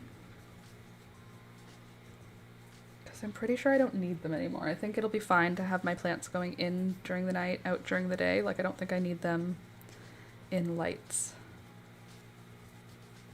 Hopefully. I think. We'll see. I think. It'll be fine. It's going to be great. Guess what happened? Julia has grow lights for the first time this year, And she told me something that is a little bit crazy and upsetting that I have as a gift for you, for those of you that didn't know that electricity costs money. Because, girl, same. Her electricity bill is usually $50. Her electricity bill was $200 last month. Nothing changed except that she's growing plants under grow lights. Everything else is the same. So that's not a great situation. Need to find a more economic way to do it. What we're thinking for next year is having a little greenhouse so that we won't have to use the light. We'll just have to use like lights to start the seeds. And then we can do all of our seedlings together. That being said, I don't know what greenhouse is going to fit enough stuff for both of us. Like what regular little house greenhouse. Obviously, we could get one like my mom has and have an acre coverage, but that's not realistic for either of us. So we're thinking more like one of those like 10 by 10 plastic ones for on her balcony or on her deck. Sometimes I get those words mixed up. Balcony, deck, porch. It's like when you leave the back of the house, the thing you stand on, the platform you stand on. Deck, porch, balcony. How do you tell what the difference is? They're all the same.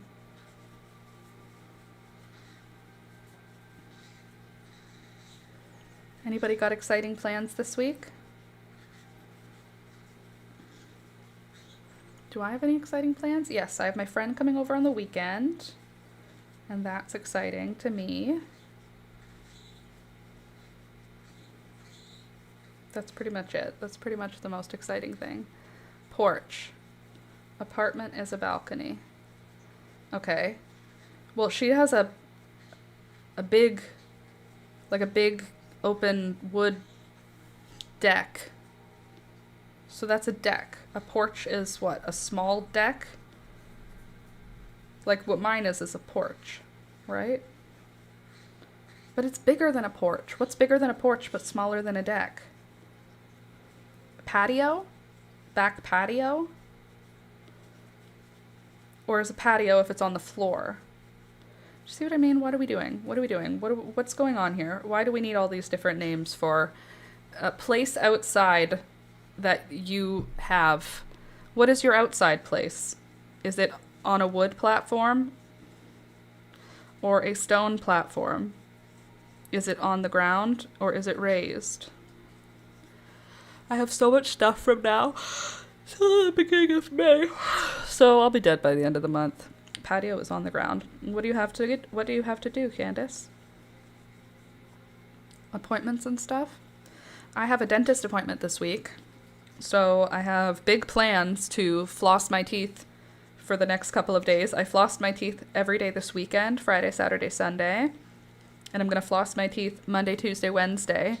So by the time I go to the dentist, they're going to be like, wow, you must floss all the time. Your gums aren't even bleeding. And I'll be like, yeah, I'm a regular flosser. No, I don't lie to my dentist. Okay, from Google, thank you, Melissa. A porch is covered, attached to the house, usually on the front or sides, and provides shelter. What? A deck is an elevated, uncovered platform, typically in the backyard. A patio is a ground level, paved or concrete. Very good. That's silly. That I needed the Google definition.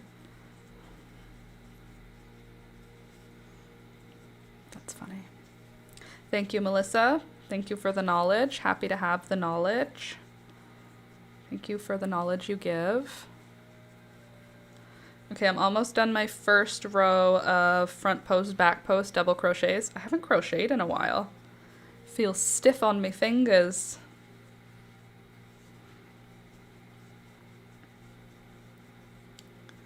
Looks all right though. I'm trying to think, would it be a bad idea to put my snapdragons out today? Probably yes. It's a fully sunny day. A balcony is a raised platform projecting from the wall of an upper floor, okay, enclosed by a railing or a balustrade. eye doctor, dentist, mammo, cardio, blood work, driving daughter to and from Toronto to take her optician exam. I have a fish meeting, a fish club, fish auction, moving other daughter. Jeez Louise. Out of shelter in a new place with her kids. That's amazing that you're going to be helping your family so much. And is she moving near you? Closer to you? And is this a other daughter? So you have the daughter that lives in your building, and now the other daughter is going to be nearby, hopefully? That would be cool. Have the whole family closer together. How many kids? There would be accounting books to do after... Well, there would be accounting books to do after meetings, then the auction. Oh, hold on, Laura. Did you make a mistake here? Why am I finishing on a back post? Front, back, front, back, front, back. 2, 4, 6, 8, 10, 12, 14, 16, 18, 20, 22, 24, 26, 28, 30, 32, 34, 36, 38, 40, 42, 44, 46, 48, 50, 52, 54, 56, 58, 60, 62, 64, 66, 68, 70, 2, 4, 6, 8, 80, 82, 84, 86, 88. Yeah.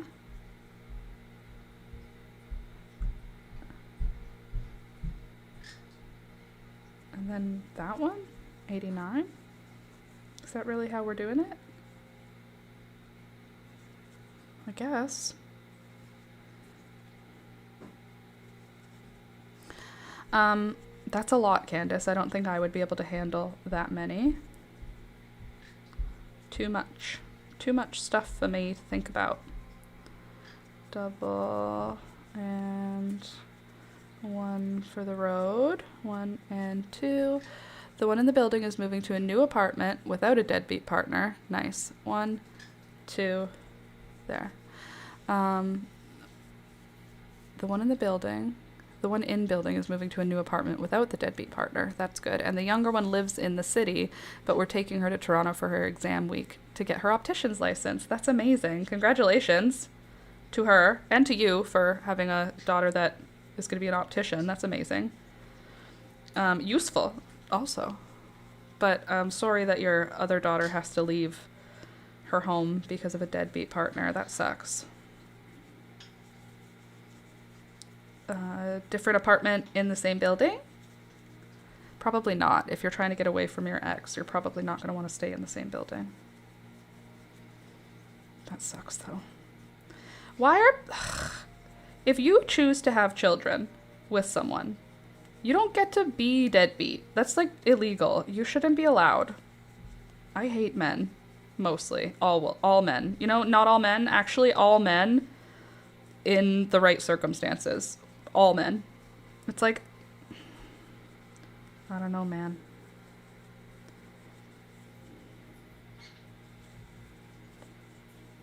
Oh, and there's my birthday, and my younger daughter's birthday, and Mother's Day. Yes, our birthdays, actually, Candace. Our birthdays. For me, it's just my birthday, our anniversary, maybe a camping trip, then a wedding, then a trip up to Owen Sound, then a trip to Ottawa. Oh wait, there's an Ottawa before the wedding also. There's just a lot. This spring and summer is going to be a busy one for me. Plus somehow keeping the garden alive while I'm away on all these things. By the way, I'm doing front post, back post double crochets right now. And I am feeling like my crochet is not quite as fast as it used to be because I haven't been doing it for a little while. How old are you turning this year, Candace? I'm turning 30-something. 34. I've been telling people I'm 34 for a long time, so it turns out I'm 33. But I'm gonna be 34. Which is so close to 35, which is like fully a adult middle-aged woman. 35 is like now, I got called ma'am. Like I'm fully, nobody's mistaking me for a young lady anymore. Too bad. Also, I lost like 5 pounds, and apparently that's all it takes for every bit of collagen that's left in my body to just leave. Because even my legs are saggy right now. Literally, my leg skin around my knees, I can see a sag that wasn't there before. You guys are going to just hear me complain about getting older. I'm not complaining about getting older. I'm happy to get older. I don't want to die, so I'm happy that I'm getting older. I'm happy that I have the honor of aging. However, because the society that we live in puts such an amount of weight on looking young, my collagenless skin is giving me bad vibes, you know? Okay, I think this is actually my last row. I don't think I'm doing 5. I think I'm just doing 4, right? We've got 1, 2, and 3. We've got 1, 2.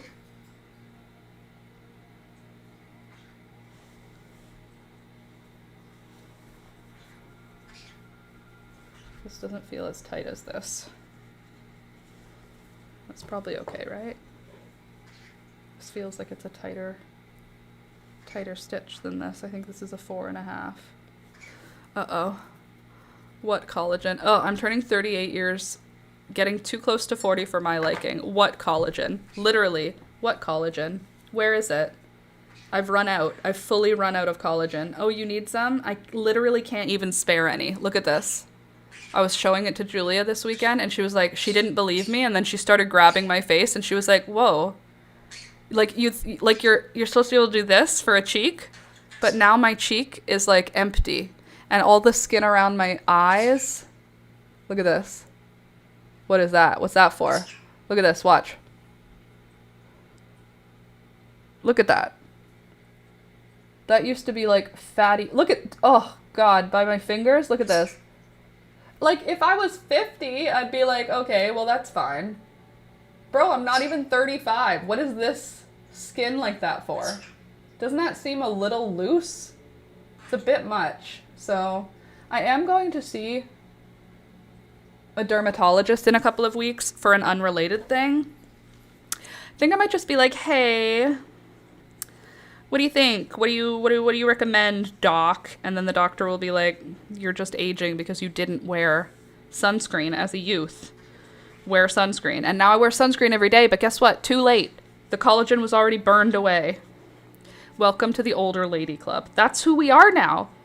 Older ladies.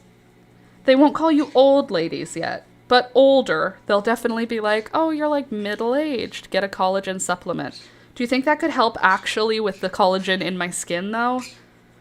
Like, would it actually help pump up the collagen that I have in my skin? Because I feel like it's a fad. If it was real, wouldn't everyone know? Let me see. Let me see if what the internet says. Do collagen supplements help skin look fuller? It's like full that I want, not like younger. Yes. Fuller, firmer, and more hydrated. Daily consumption of hydrolyzed collagen peptides over several months has been shown to improve skin elasticity, moisture, and density, which reduces the appearance of sagging and fine lines. I got sagging, bro. Encouraging the body to produce more of its own collagen. That's what I want. I need more hyaluronic acid, more collagen. All right, we'll add a collagen. I'll add more. Give me more collagen. I'll take it. I'm telling that to myself for later. I will get more. I'm using hyaluronic acid. I will use all of the things. Noted. I'm going to try it. I'll try my collagen. I mean, I made bone broth that has natural collagen. So basically, I'm even better because I'm using natural. No, I am going to get a supplement then if that could help. Because Jesus, the elasticity, she left me and she's never coming back. I'll be fine. I'm not upset about getting old. I'm upset about looking old. I'm happy to get old. I just want to look 40 when I'm 40, not when I'm 35. I want to wait. Give me the collagen. What if I get pregnant? Will I make more collagen? Both my sisters looked beautiful and young when they were pregnant. Everybody I know, actually, when they were pregnant, looked full. Like, their skin was full. I'm not literally going to get pregnant because I don't want to have a kid, but, like, I'll just surrogate. Does anyone need an old surrogate? I'm too old to surrogate for Ontario now. It's like 32 is their cutoff. So, if anyone needs a surrogate, I may be old, but I can probably still get pregnant. I wonder if I even can. I want to do a test for that. Can they test? Can they just, like, look and be like, you have no chance of getting pregnant. Don't worry about spending money on an IUD. Or will they be like, you're hyper fertile? I'm also too old to donate my eggs now, which is also sad. If I donated my eggs, I feel like I would feel some kind of way about the fact that that child is technically my kid. Obviously, it's not my kid. Someone else would be raising it and whatever. But, like, I think I personally, I don't think it is that, but I think my feelings would be such a way that I would be like, if that was my egg and someone else's sperm, it's basically just like I had a baby with them. Except it's somebody else is raising it. It's like I had a baby with a stranger and put it up for adoption. Except I didn't have to have, you know what I'm saying? Do you know what I mean? You know what I mean, right? You got it. I know you know what I mean. I think I'm using the wrong sized hook right now. And that's a little bit annoying. Good morning, everyone. Good morning, Gloria. And Michelle, good morning. Nice to see you all this morning. Click the like button as you come in. With DNA ancestry services, it would make things a bit complicated. Yeah. They'd be like, whoa. My mom has 14 kids. No, I don't. I actually have 0 kids. I just gave away all my eggs. That feels like a cool idea. If you wanted to have kids, but you don't want to have kids, you know? It seems like a fun way to do it.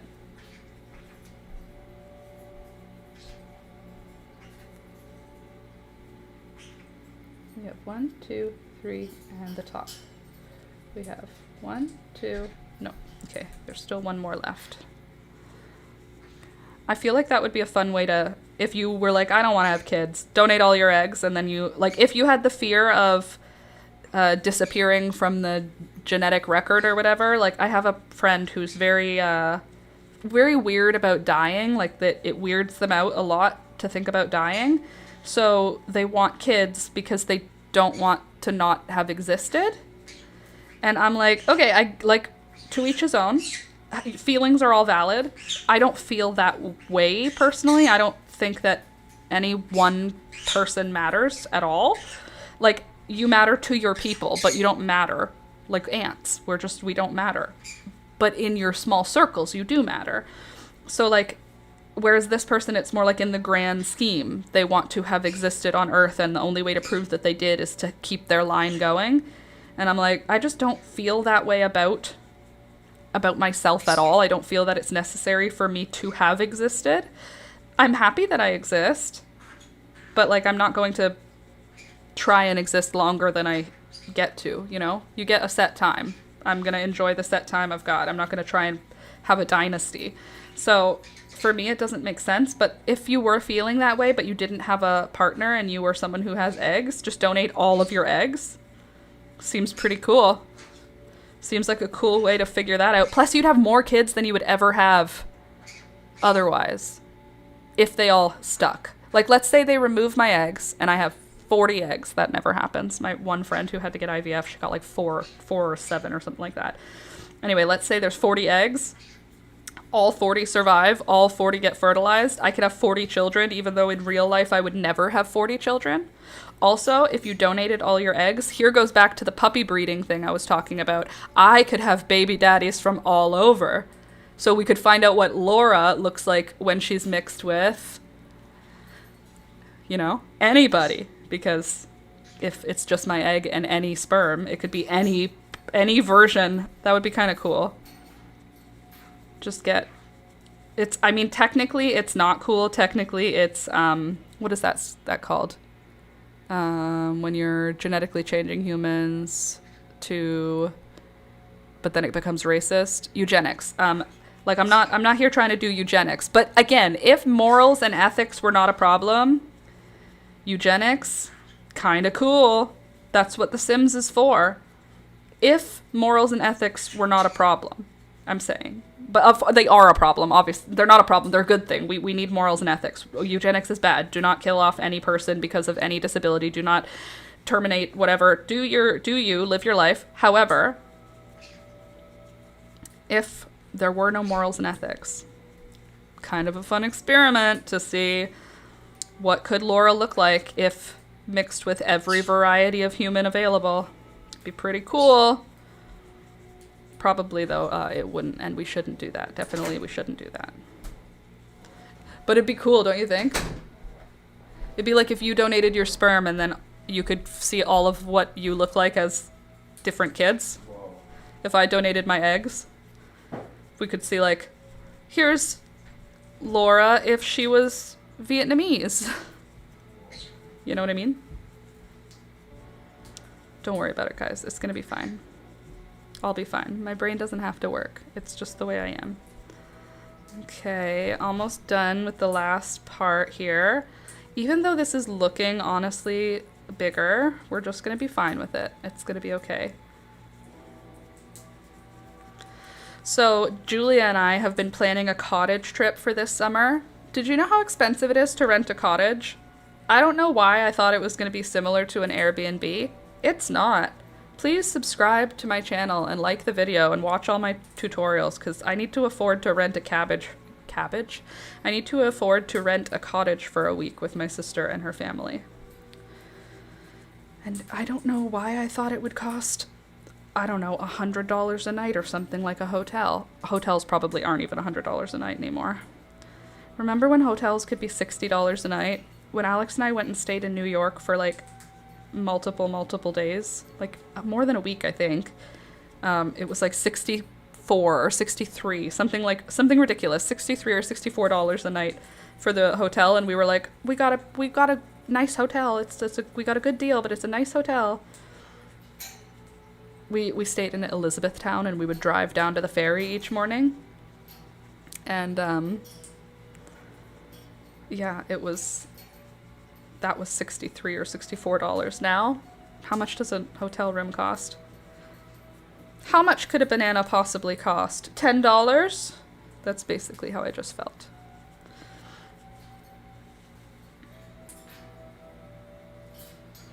You look too wide. We're just gonna be fine with it though. Are we gonna switch down to a smaller hook? Maybe I did it in a 5mm though. I feel like I did it in a 4.75. Do I have a 4.75 or just 4.5? I have 4, 3, 4.5. Let me just finish this with a 4.5 and see how it feels.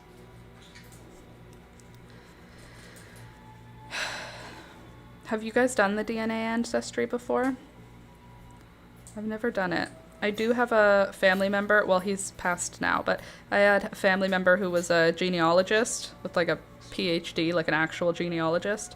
So I have my whole genealogy from my grandpa's side, but I don't have any, I didn't do the submit your DNA to the government thing. Okay, let's see. Does that look better?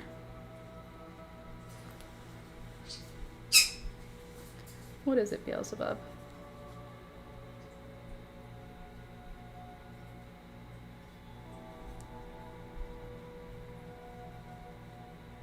It's 4.75 for sure.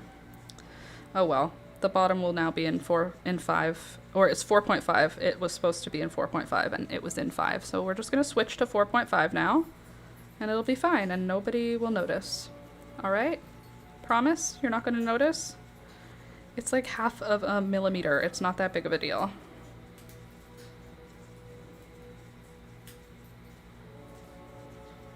With DNA ancestry services, it would make things a bit complicated.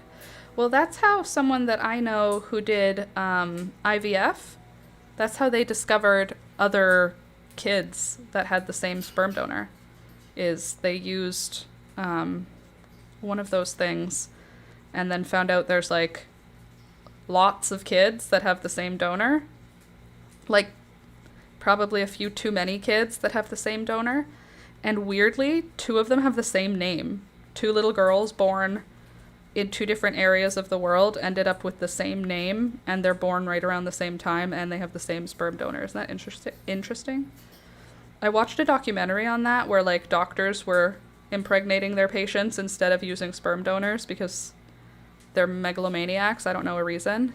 Gotta run. I have a how-to generative AI training session I have to attend for work. Ugh. Everything is doing that right now, Melissa. How to incorporate AI into your job. It's like, I don't want to do that. I want to just do my job like I did before. No, you can't. You have to do AI. It's the only option. You have to. Alex's job is doing that to him too. You have to find ways to incorporate it. But why? Why must I? What if I instead don't do that? I like that better. Okay, next is the confetti. Confetti yarn. Come here, darling. Gorgeous. Look at us. We got the whole bottom hem band done. That's good. Literally, that's literally it. That's literally the same with Alex. They spent money on it, so now you have to use it. Great. Thanks. Did anyone ask? No. No one wanted this. Okay. How to use generative AI to better your productivity. Thanks, Brent. Okay. Doing half doubles here. I just feel like his name is Brent. I don't like AI. No one likes AI, Michelle. It's frustrating, annoying, and it's all... Pinterest is only AI now, which I hate. I love going to Pinterest for inspiration, but now when I search a search term, AI goes, I can figure that out, and then AI creates what I've asked for, but they don't do a good job, and I'm not asking you for a direct answer to my query. I'm asking for inspiration that is like that. So I'll be like, inspiration for a small bathroom, and it just creates a small bathroom, and I'm like, no, I want like other people's real bathrooms. I don't want you to like... Or like duck-themed bathroom. It comes up with an AI-generated version. It's like, no, I wanted to see other people who have done this already. I don't want you to invent a new thing for me. I just want to see what's already been done. Yeah, I hate that. Or even if you go on Google, if you search something, one of the first 10, like search something that you want as an image, like big blue bridge. One of the top 10 images is going to be generative AI. And it's annoying. I just don't like it at all. I don't like that I can't tell sometimes with crochet or knit items because the AI has gotten really good at replicating the look of crochet and knit. At first it was more obvious. Now it's pretty hard to see. And it's frustrating because I'll see something and I'll go, oh, I could make that. And then I look at it and I'm like, that doesn't logically make sense. Though that can't connect the way that they have it connected. Have you tried the app House? No. What's that one? House. I feel like I've seen it. Or not I've seen it. Maybe I've heard of it. Is it like... I've heard the word. As soon as I said it out loud, I was like, what is this? House.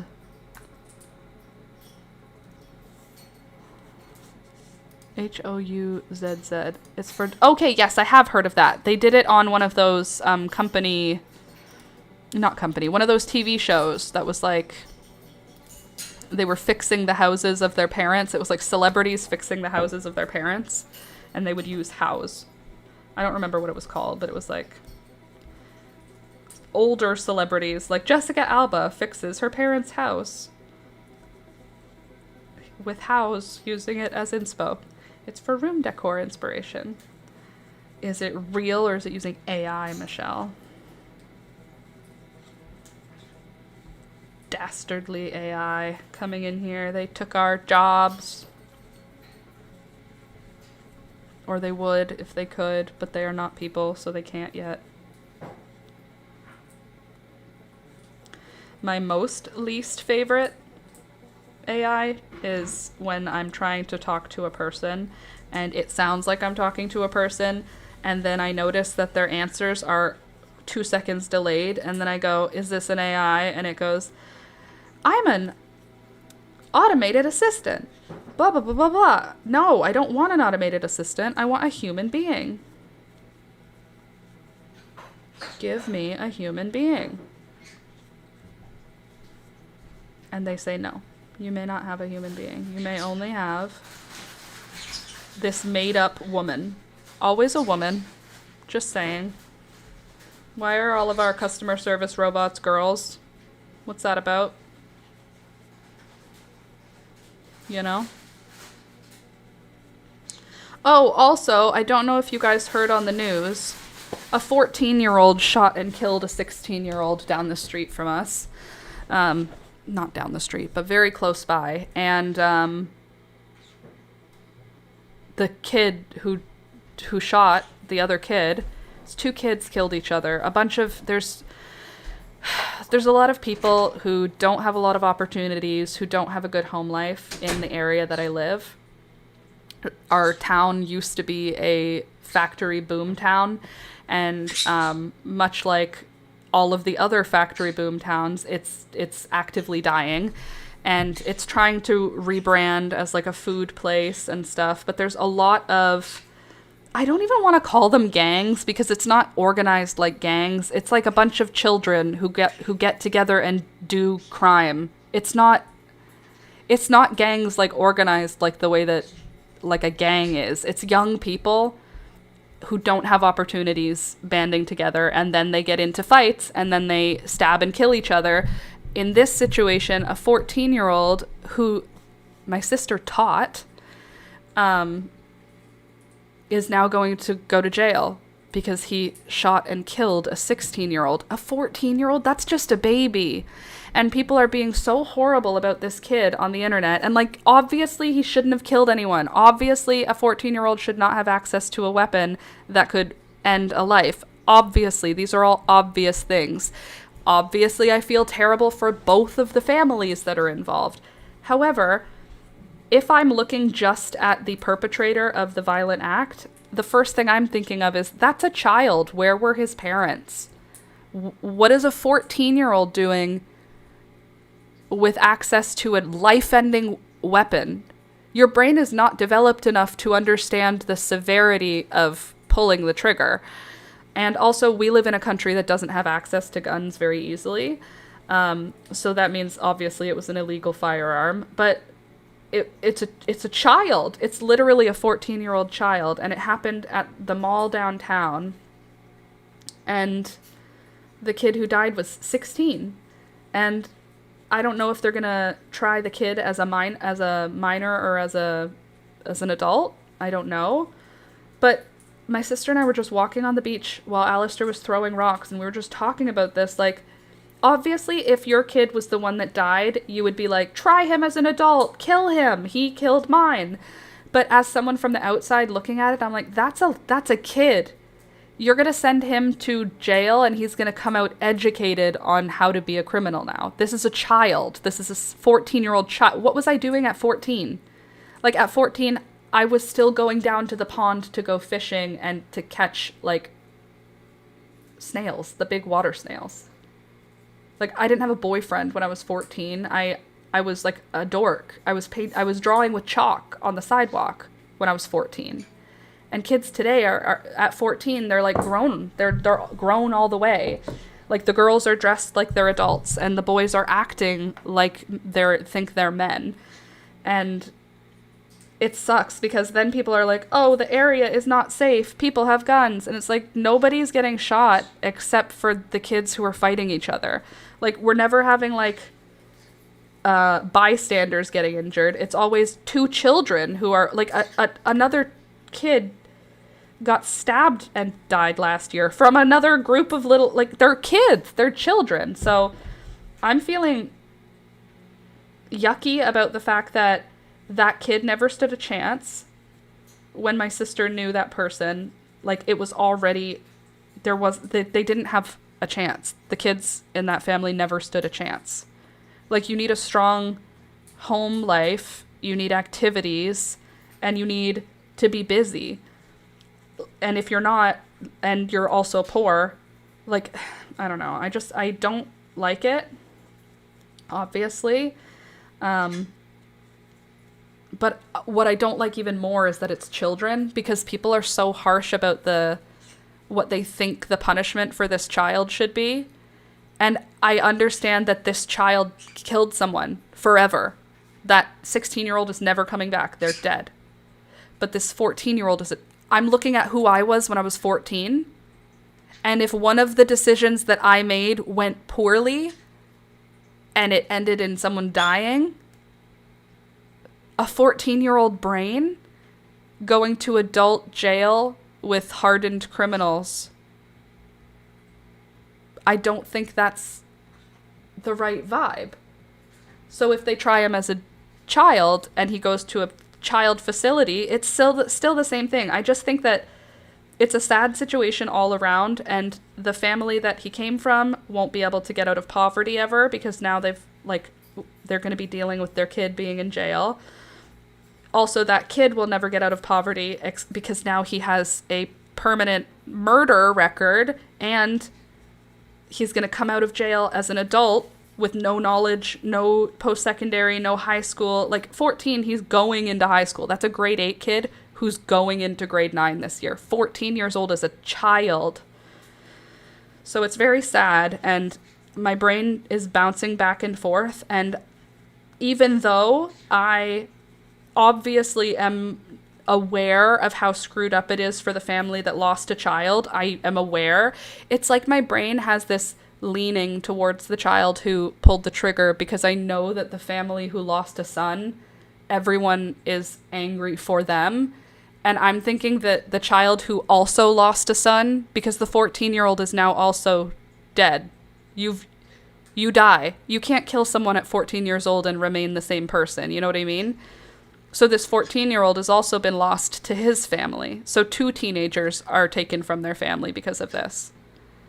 Man, it's so screwed up. And now there's going to be retaliations. Like, this was not the way it was when I was a kid. He needs help, and that's not what he'll get. Exactly. And he needs a different help than just jail. Like, he needs obvious, like, long-term support help. You don't get to a point where you're walking around with a weapon that can kill people, like, if you have a strong, supportive family and friend network. You know what I mean? At least that's how I'm seeing it. So I have a lot of sympathy for the one that did the crime. More than most people seem to. Like, I know he did the wrong thing. I know it was all messed up. I know it was bad. And I know it can never be changed. And I'm still looking at it like that's a really stupid child.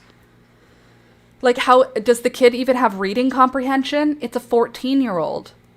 It's less about the fact that the kid did it. It's more like, how did the kid get access to this sort of life? This sort of life should not be something that a 14-year-old is even experiencing. You got into a fight where the option in your brain was to end someone's life, but maybe he didn't even think about it that far. It was just, I'm scared, pull out weapon. I don't know. I hate the whole thing. So if you heard about that in my town, it's big on the news here anyway. A 14-year-old shot and killed a 16-year-old on the weekend. So the world is on fire and no one is safe. Thank you for coming to my TED Talk. Anyway, I don't know, man. I'm just going to keep crocheting my sweater and hope that I'm connecting to the women of the past and that they will help me make sure that my nieces and nephews are safe and secure and supported and emotionally strong. I don't know, man. It's sad all around. I forgot I wanted to mention that at some point in the stream, so there it is.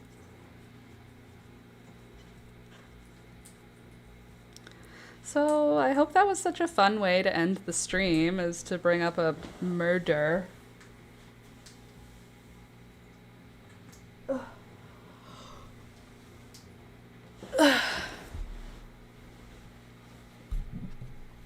Sorry, I need a quick stretch in there too. Okay, I have about 1 hour left for tomorrow's video that I have to finish after the stream today. I need to record an intro, and then I need to add the intro into the video and then export it, and that should take me 1 hour. So I will have a video for tomorrow. You can hold me to it. I'm not going to fail. I will put out a video tomorrow. So come back tomorrow if you're interested in learning how to crochet a monstera leaf.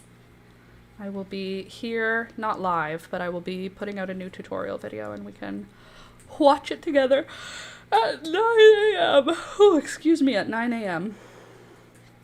We talk about everything here, hurtful or happy. That's a fact. We do talk about any topic is a good topic, even if it's a bad topic, you know what I mean?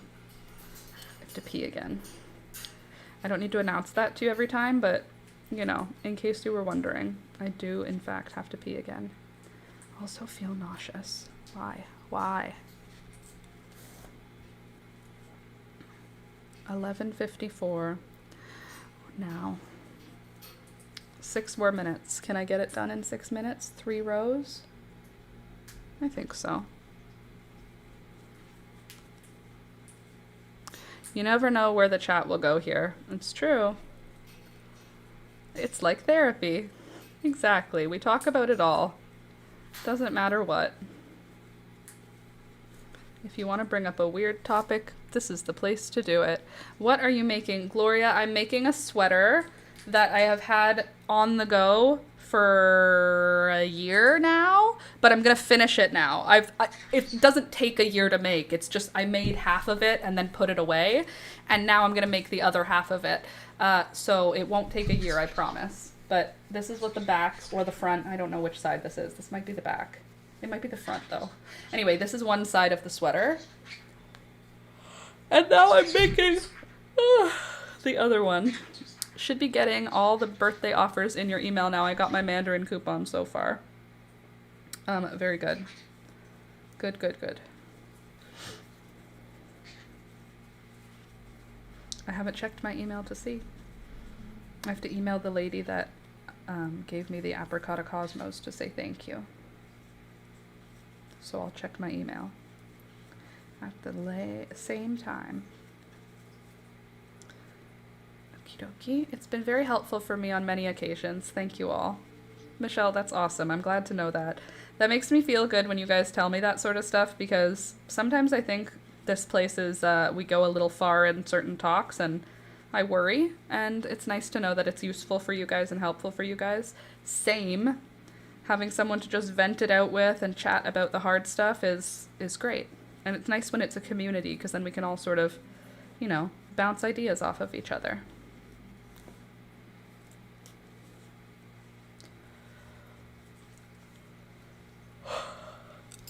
A yawn comes with nausea. What's that for?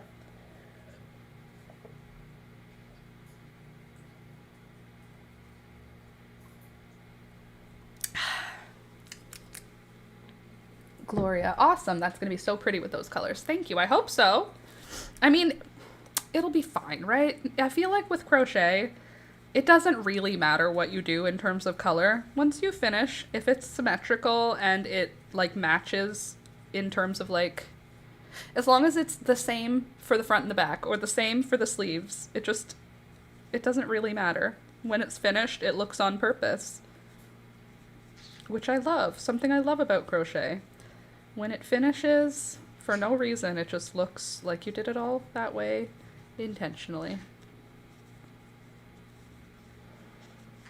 As you can see from all of the sweaters I've made. Oops. There we go. Good. Toby's still sleeping. It will be fabulous. Well, I think we can probably finish this one in a week. Probably.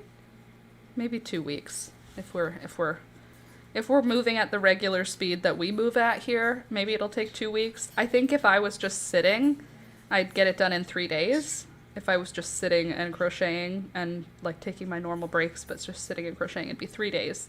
But because 3 days is lots of hours, probably it'll be I'm going to say let's aim to get it done by next Friday. On next Friday, we will weave in the ends, okay? So for us to weave in the ends next Friday, that means we need to we need to crochet the side seams on Thursday, which means we need to sew the sleeves on Wednesday, right? Which means we have to be done all of our pieces next Monday. Do you think that we could crochet one body piece and the sleeve today? I think the answer is yes. Not today, this week. I think yes. Hey guys, by the way, don't forget to click the thumbs up button if you haven't yet on this live stream.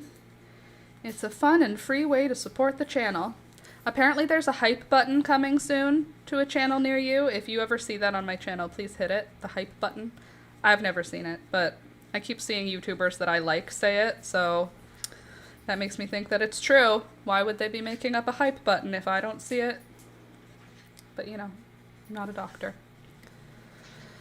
Okay, I'm on the end of this row.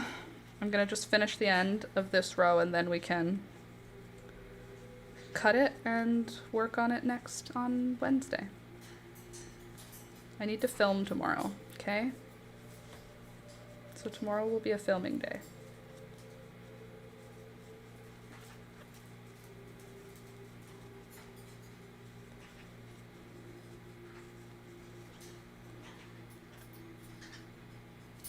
Hold on now. There you go. I've done it. Thank you, Michelle. Appreciate you. Just reminding, in case anyone forgot. If you didn't forget, then no problem.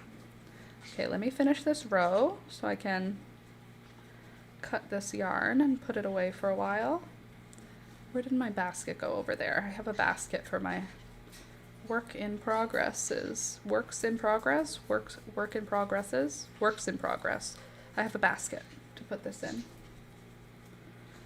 Oh, whoa, whoa, it's magic. Ooh, I just smelled poop. Are you farting? Disgusting. Peekaboo isn't nearby. I've never smelled your farts, Toby. That is a disgusting poo smell. I just caught a whiff of poo and there is no poo anywhere near me. That's nasty. Was that your mouth? Gross. I mean, I love you so much, but also, ew. Okay, we're nearly there. We're nearly there. Just a few more stitches, folks. Oh, ho, ho, it's magic. That's all. Crochet is. Try the comments button. It will give you a hype option. Oh, okay, cool. I'll try it. Then hype it. Hype that. Hype me? Hype this? Hype here. Hype it. Hate being downwind of the litter box sometimes. Oh god, cat poo is like literally the nastiest. It shouldn't be as awful as it is, but that's why they bury it. Except when Peekaboo doesn't, for no reason. Hey, don't say bye yet, I'm not there yet. I have to finish my row, but I will start saying the goodbye things. So thank you for being here today. If you enjoyed yourself, come back Monday, Wednesdays, and Fridays from 9 a.m. until 12 p.m. Eastern Time. We work on plants a lot in the spring. We knit and crochet. We talk. We paint. We chat. It's just a nice group of nice people who like to be crafty and who like weird stuff. And when I say weird stuff, I don't really mean it's that weird, but like, you know, I don't know. We like eclectic things. It's going to be good. It's going to be a good time. So come back on Wednesday for more. Monday, Wednesday, Friday, 9 a.m. till 12 p.m. Click the like button, click the subscribe button, click the hype button, click the follow button, join my Patreon, join my YouTube membership, buy something off my Etsy, buy something off my Amazon wish list. I don't know, man. That's all I got. So those are all the things I can tell you to click. Follow me on Facebook, Instagram, Twitch, and YouTube. I think that's everything. I don't think there is anything else. I think that's all of the things I do. So I will see you on Wednesday if you come back. And if you don't come back, then I won't see you on Wednesday. But have a good life. And Don't work too hard. Stay hydrated. All the things. Oh, big back stretch. Okay. That's it.